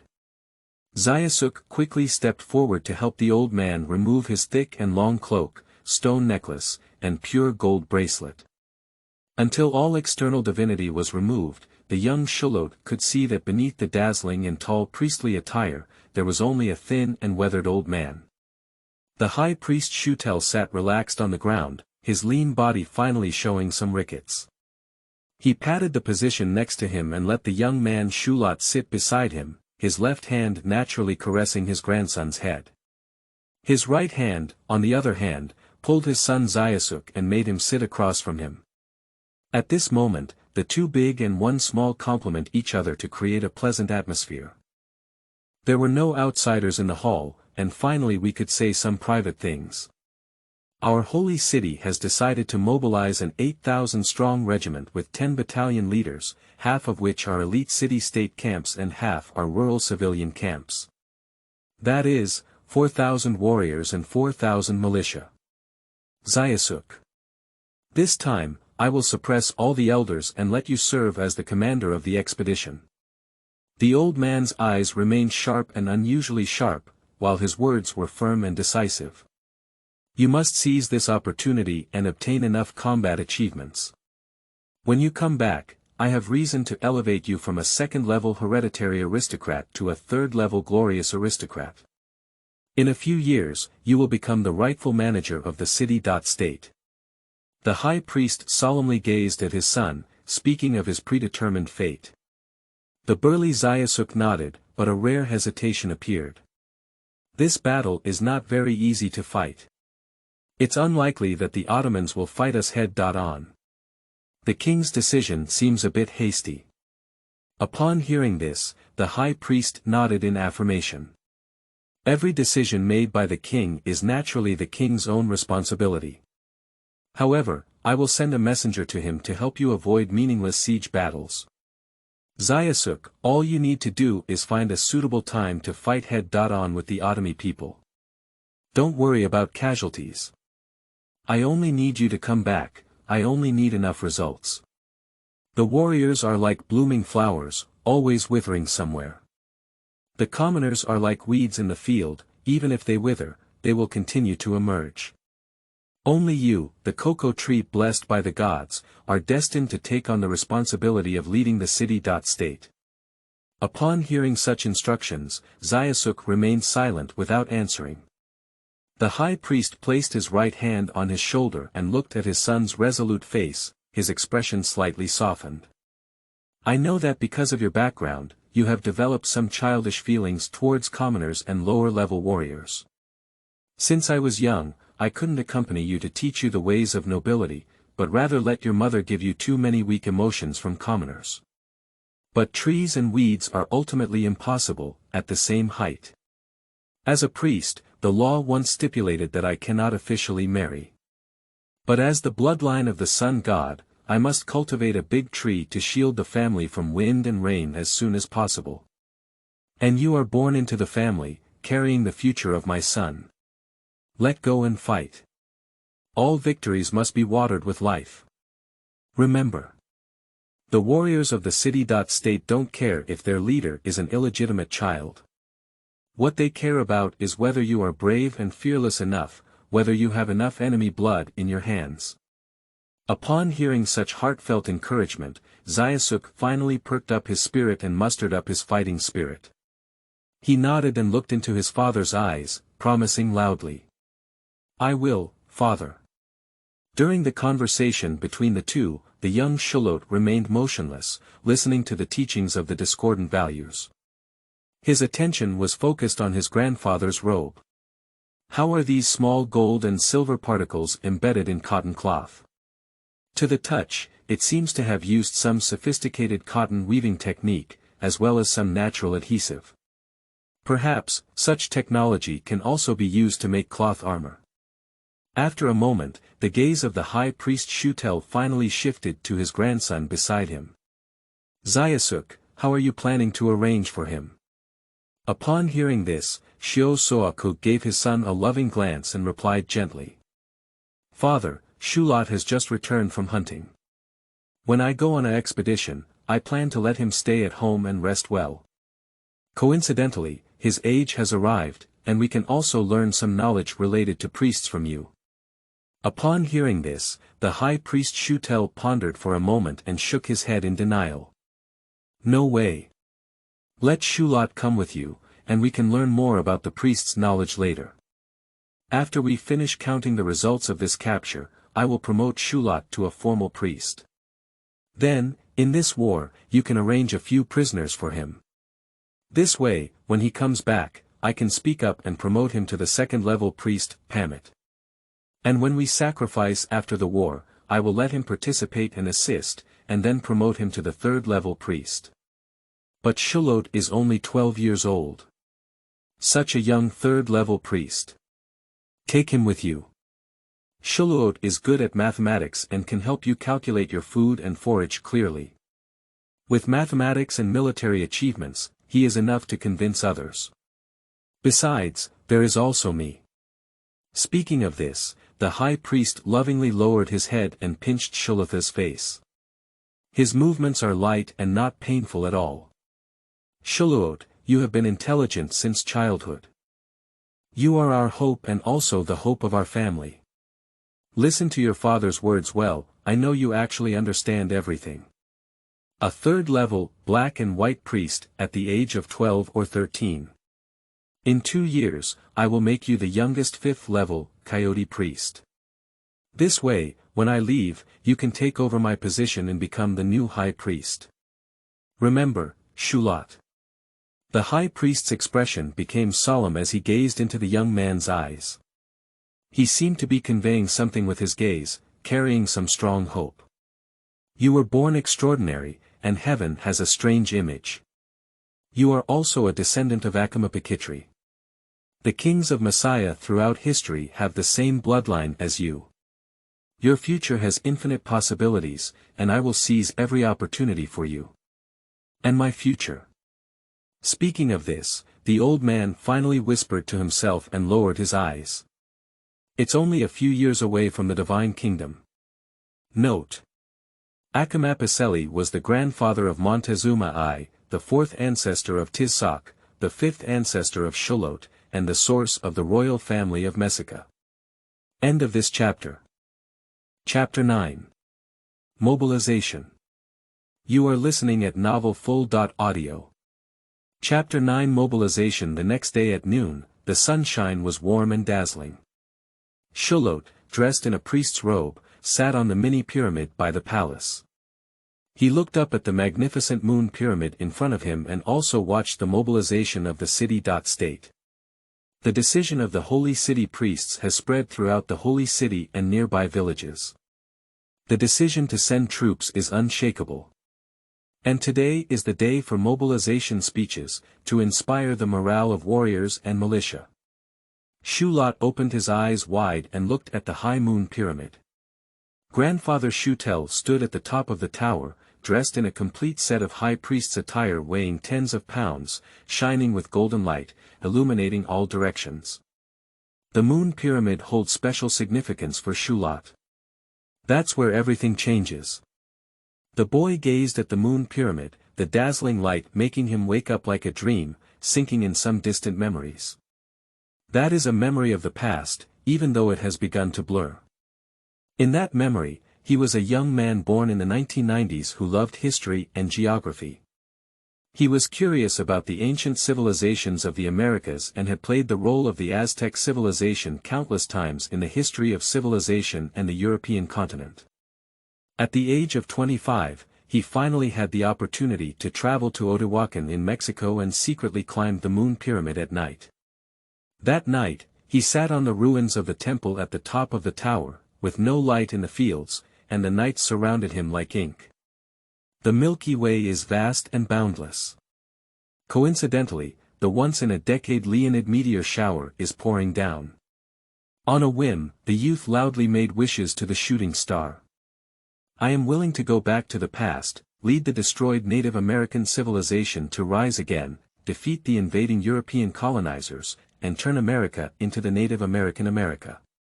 Before he could finish speaking, he fell to the ground in front of him, feeling a beam of white light in a daze. Next, there was an infinite dizzy movement, rapid color changes, and by the time he regained consciousness, he could no longer see the world.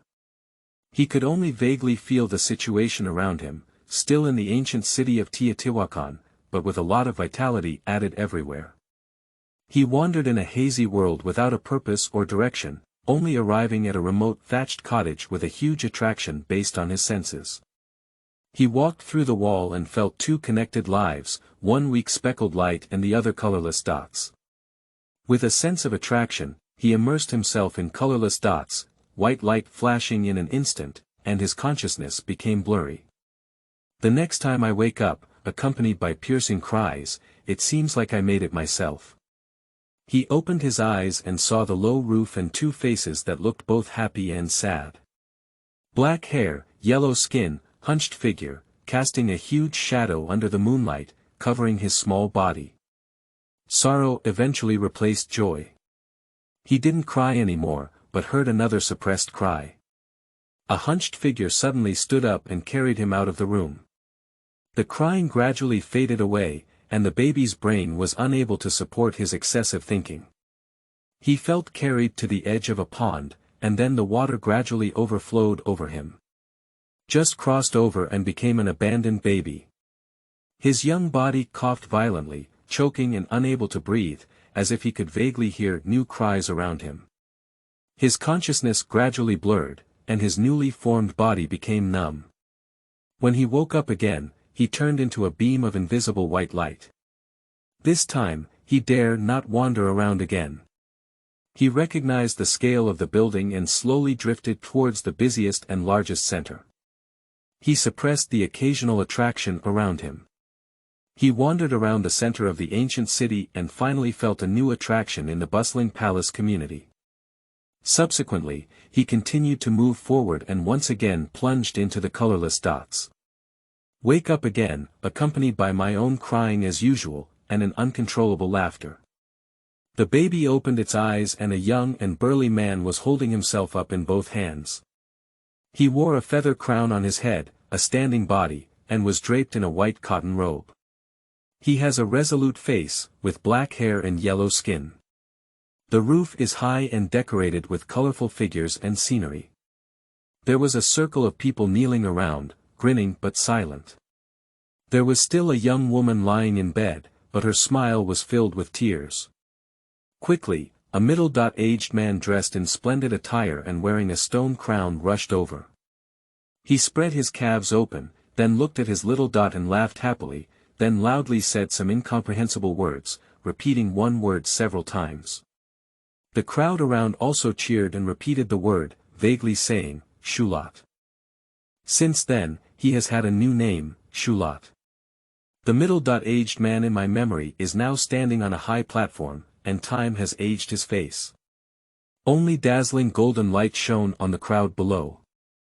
Nobles, warriors, and commoners came from all directions and gathered under the pyramid to listen to the divine message conveyed by the high priest. The sun god, war god, and the people guarded by Vislo-Boxitelli. The bloodline of Vislo-Boxitelli, the new Tratawani, brings the command of the gods to pick up weapons and join the king's sacred coronation war to capture the chosen sacrifices of the weak Otomi people in the north. The majestic voice was repeated layer by layer by the priests from the moon pyramid. The voice grew louder and louder, eventually covering the entire square and awakening the memories of Shulot, like a divine declaration. 12 rainy seasons have passed since the last sacred war and great sacrifice. The sun of the fifth age has made an agreement with us that it needs thousands of hearts to maintain the radiance of the sky, otherwise the sun will go out and all things will wither. Now, it's time to sacrifice again. The earth beneath our feet, Sipakli, has also made an agreement with us. He allows corn to grow and nurture all things, and we repay it with blood, otherwise the grain will be harvested. The earth longs for blood. The world is balanced, and the god of war sustains its operation. As you all know, the population of cities is increasing, the number of abandoned babies is increasing, and the amount of food in your hands will be decreasing. The world has lost balance, and the god of war needs the sacrifice of life to prevent its destruction. We have only one choice, to capture the enemy's life and sacrifice it to our guardians. This is a divine battle to save the world. Limited productivity, limited food, limited population limits, and unlimited population growth. This is the historical cycle of Central America. Shulot silently thought that there was a necessary reason for the seemingly endless war and sacrifice. The civilians were discussing in panic, worried in the terrifying prophecies of the priests. Fear is guided and transformed into a determination to pick up weapons. The nobles and warriors are still silent. Oath in the name of the guardian god. In this sacred war, all young warriors who capture one prisoner can be promoted to first-level captors. 2 reincarnated prisoners will be promoted to second-level Aztec hunters. 3 reincarnated prisoners will be promoted to third-level elite fire warriors. 4 reincarnated prisoners will be true 4th-level senior warriors, qualified to join the Eagle Warriors or Jaguar Warriors, and become first-class military aristocrats who are good at fighting. They will forever obtain a piece of prosperous land from the city-state, even the Chinampa in the lake. All the priests who participated in the war were the same. Upon hearing this announcement, the samurai became noisy and excitedly let out meaningless cries. Some warriors even pull out their long sticks and make the sound of striking their shields. And some newly appointed military aristocrats also became excited when they heard of Chinampa. Our enemies are the weak Otomi people. Their ancestors were easily defeated by us, driving them out of the Mexican valley that God had bestowed upon us. Killing them was as simple as pulling up weeds. Even today, these wolf dogs still ravage our valleys, watching our fields drool. Only by completely sacrificing them to the gods can we defend our most precious land. The city-states of the Ottomans were prosperous, with countless corn tortillas, black bean paste, cocoa nuts, cotton cloth, and various beautiful flowers, feathers, vanilla, silver jewelry, gold jewelry, obsidian, and gemstones. There were no warriors in their city-states, only sacrifices, slaves, and your future wives and concubines. Upon hearing this, the hereditary nobles finally became moved. The nobles whispered and discussed the scarce luxury goods. And similar yet different desires finally burn in everyone's eyes. Warriors of the God of War. For the agreement of the gods, for the glory of the warriors, for our land, and for your wealth, join the sacred war. The priests will join you in the name of God, and this battle will be won. At this moment, except for Shulat, everyone below the stage finally fell into meaningless shouting and howling. Finally, their fervent cries, guided by some intention, transformed into earth-shattering words. War, war. A neat shout echoed through the sky, representing the will of a certain ethnic group, as well as the desire for slaughter and war. This scene is deeply engraved in the eyes of a young man, unforgettable. Note: in medieval society, over 90% of the population were ruled by the lower-class civilians, with infant and toddler mortality rates as high as half, and the possibility of premature death before the age of 10 is unimaginable. If you were born at the bottom, you have a 90% chance of dying in obscurity. The cause of death may be hunger and cold, malnutrition, various diseases, outbreak of war, bandit and beast attacks, religious sacrifices, offending nobles and warriors, and even abuse by those around. Traversing is a highly risky task. If you do not have the right to reincarnate on your own, please consider carefully. Serious smile, end of this chapter. Chapter 10. Legion. You are listening at novelfull.audio. Chapter 10 Legion. The wind blows halfway through the summer, and 2 weeks have passed since that unforgettable mobilization. The Legion of the Holy City of Teotihuacan has finally been formed. The dry season has passed, and the rainy season has not yet arrived. The cool wind has become moist. And the warm sunshine is still so comfortable. The southern part of the city-state has now been transformed into a large military camp. On these busy days, Shulat looked at his father, met with hereditary nobles who had participated in the war, bowed, exchanged greetings, had meals, made promises, and then exchanged gifts. Then, the young man looked at his father and punched, hugged, boasted, praised, and practiced martial arts with the elite warriors.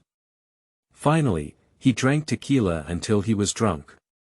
The burly Zayasuk was full of energy and fighting spirit. He occasionally receives representatives of the militia, mediates disputes, and shows his dignity. Slowly, a military leadership group centered around Zayasuk finally took shape. And this newly established team of 8,000 people can also be reluctantly commanded. The Aztec military system is based on a 20-person squad, with a captain at the core of the squad. Then stack them in units of 20, with 200, 400, and 800 people, until the final Hikipoli, 8,000, measures the ultimate military unit of all city-states. Under the tireless advice of the young man Shulot, Shusuk ultimately divided the legion into 10 battalion heads, each with around 800 soldiers. As for the specific numbers, no one can count them clearly here except for Shulot. Out of the 10 camps, 5 elite warrior camps come from urban communities and are mostly composed of formally trained warriors. Among them, senior warriors above level 4, including Eagle and Jaguar warriors, are grouped together in one senior veteran camp. They have sufficient ability to use powerful guns, which is also the core of the Legion's combat effectiveness. And the commander of the veteran camp was naturally the most trusted samurai commander of Shuzak, Shulot's training teacher, Olash. The remaining 5 civilian camps are composed of conscripted militia from subordinate villages. Most militiamen have only received basic training. Some people who have experience using slingshots for hunting are gathered in a remote stone-throwing camp. And the other 4 battalions are all close combat battalions of the militia. On this day, the reorganized city-state legion finally gathered in the campus of the military camp. The priests held high the flags of the gods and, together with the nobles at all levels, maintained order on the scene. The warriors gathered together in different camps, forming uneven circular formations. Zayasuk, dressed in magnificent combat attire, stood in the most prominent position, surrounded by aristocratic officers from various battalions. Together, everyone was filled with pride, as they confidently scrutinized the army under their command while passionately expressing their desire for battle. Young Shulot, accompanied by his assistant Akap and a new assistant and guard sent by his grandfather, visited the various camps in the name of a priest. The 1st Battalion is the Veteran Battalion. Experienced warriors wear yellow or green leather armor, red and yellow cloaks, and wooden beast-shaped helmets. They held shields in one hand and danced sticks in the other, with sharp obsidian shards on both sides of the stick shining in the sunlight. Behind them, most of them carry 2 spears on their backs, with spear throwers inserted into their waists. The veterans stood naturally, and the team automatically formed an unfolding battle formation. Their faces were relaxed, with a life and death hardened indifference. Their right hand, full of calluses, freely dances their baton, exuding a refined charm. Shuluot turned twice and counted over 200 intimidating eagles and tiger heads. Originally, we only had 200 jaguar and eagle warriors. After calculating, Shulot let out a disappointed sigh. This is a bit far from the legion I imagined. I thought there could be a legion of jaguars and eagles. Ha! 8,000 jaguar warriors. Upon hearing this, Akap chuckled lightly. The entire city-states of Mexico, combined, are probably not enough to make up this number. The 3 capital cities are the center of the alliance, capable of pulling out more than 2,000 jaguars and eagles, plus more than 500 hairbreakers. And these elite weapons are enough for every king to suppress many city-states. You should know, whether the jaguars or eagles are the top-tier military aristocrats of the alliance. Okay. There will be eagles and jaguars as well. Shulot pursed his lips and began to take notes in his heart. Veterans Battalion, Ace, sword/stick shield soldier, throwing a spear, with leather armor and medium armor, high morale, average discipline, intimidating ordinary troops. Excellent assault infantry. Such records, modeled after a familiar way of evaluation, help him quickly understand the strength of the troops. Of course, after truly familiarizing himself with the Legion, he doesn't need to do so. Next, the 2nd to 5th camps are elite camps. According to the level of family wealth, warriors at all levels are dressed in leather or cotton armor battle clothes, and some even wear battle cloaks. Most warriors wear pointed hats, holding obsidian batons in one hand and skin shields in the other. And on the faces of the new samurai, there are all kinds of excitement and imagination about the battle. In this somewhat chaotic team, Shulot saw 2 familiar faces, one warmly smiling at him and the other stiffly smiling at him. Elite camp, elite, sword/stick shield soldiers, half leather armor and light armor, average morale, poor discipline. Close combat infantry maintaining the front line have a slightly lower armor rate. Okay, it's acceptable. Moving forward, the 6th to 9th civilian camps. The equipment of these village militia is much more rudimentary. Most militiamen are topless, with only a few wearing battle uniforms. The weapons used by the militia are diverse, with stone spears, wooden spears, stone sticks, and stone hammers. The popularity of their shields is also quite impressive. Only a small number of militia leaders have standard batons and shields. The village militia were excitedly talking to each other, and the camp was filled with noise. Perhaps they share the same passion for battle, but this untrained passion will soon dissipate like quicksand under the attack of enemies or harsh environments. Civilian camp, ordinary, short spearmen, without armor, low morale, lack of discipline. After a slight estimate, Shulot sighed and rested his hand on his forehead. What can such armed soldiers do? Fill the front line and consume the enemy's arrows cannon fodder. If they don't gather together, it's impossible to maintain morale. Perhaps after improving discipline, one can consider using spear militia, just like the shogunate was light during this period. As for the 10th stone-throwing camp, it gave Shulot some fresh feelings. These seasoned hunters hold a long rope, pinch both ends of the rope with their 2 fingers, and insert stones. Then, they need to vigorously rotate the rope, causing the stone to accelerate continuously at the center of the rope, making a whistling sound. Finally, they need to rely on their feelings and experience, open one finger at an appropriate angle, and let the rope unfold. And with a whoosh, the rounded stones were launched, hitting the school field with waves of dust.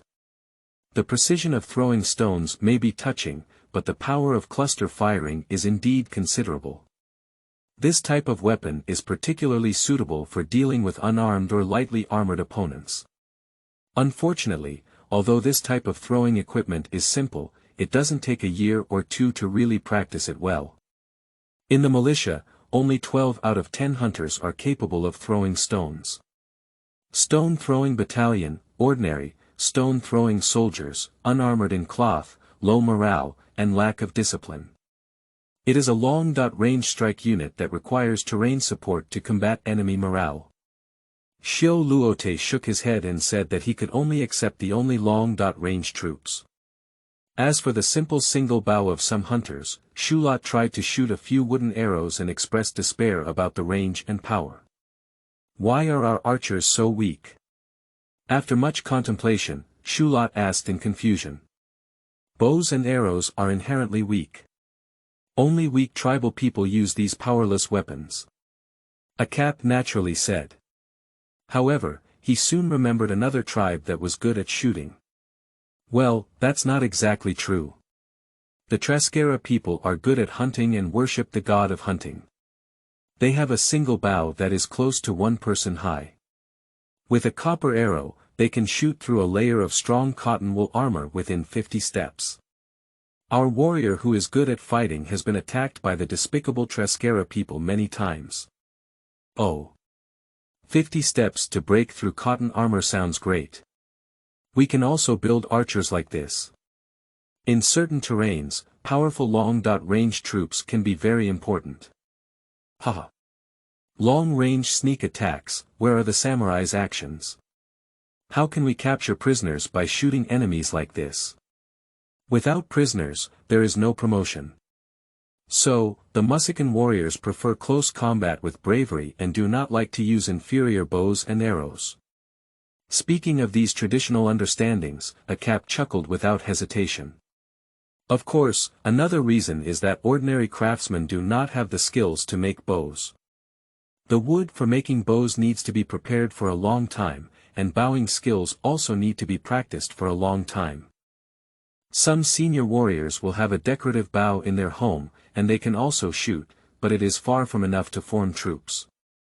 What's more, the range of Traskera bows is very close, and their power is not as powerful as throwing spears. Their damage to the leather armor of the Alliance warriors is always limited. Traditions always have to change. Where do the Tuscan people come from? Young Shulot's face was thoughtful, concerned about the technique of making bows. In his view, archers and cavalry are essential components in the army. The tactical role of these 2 armies is irreplaceable by infantry. At present, there are no horses in the Americas, and cavalry is temporarily unable to do anything about it. But excellent archers must be formed. Who knows, what kind of craftsmanship do they have? They worship the god of hunting, Mesquartle, and have always had many bowsmiths. As for the leather, silk, bone glue, and wood used in making bows, most of them are self-made or come from trade with the coastal Totonacs and Mayan caravans. Those Mayan merchants always have many sources of goods. But it's okay, without bows and arrows, our skilled warriors have also swept the world. Sweeping the world. That's true now. But in the future, the world will sweep us. Young Shulot touched his chin and smiled helplessly. With his spear, bow and arrow, and leather armor, Shulot carefully considered the shortcomings and improvements of the legion. According to his current understanding, the political structure of the city-states of Mexico is similar to that of the early Greek city-states, or the 50 feudal lords of the Western Zhou dynasty, or even earlier in the Shang dynasty. However, military equipment and organizational level were barely maintained during the spring and autumn period when Wu and Yu were competing for hegemony. Only the capital city of Tenochtitlan in the lake was able to mobilize according to the community, and the military mobilization ability barely reached the level of Qin in the Warring States period. There are no cavalry, no archers, and no heavy infantry, which is hundreds of years away from the Roman legion or the Qin army formation. And in this era, Europe was already the era of muskets and plate armor. Shulot took a deep breath and looked up at the sky. Akap looked at the sky, at the sun symbolizing the gods. Copper, iron, and metal. There is no iron ore, only copper ore. And the wars of the Bronze Age were copper spears, copper armor, heavy infantry, and the Macedonian phalanx. Thoughts drifted far away, and Shulot's eyes lit up, then dimmed again. The only copper mine he knows is in the hands of the Tarasco people. I come here with a heavy and long way to go. Shulot murmured softly, using language that no one could understand. Fortunately, I still have time. Time slowly passed, and a running messenger hurriedly came from outside the south gate. He had a nervous expression and brought important news. God bless. The king's army has already marched from the capital. End of this chapter.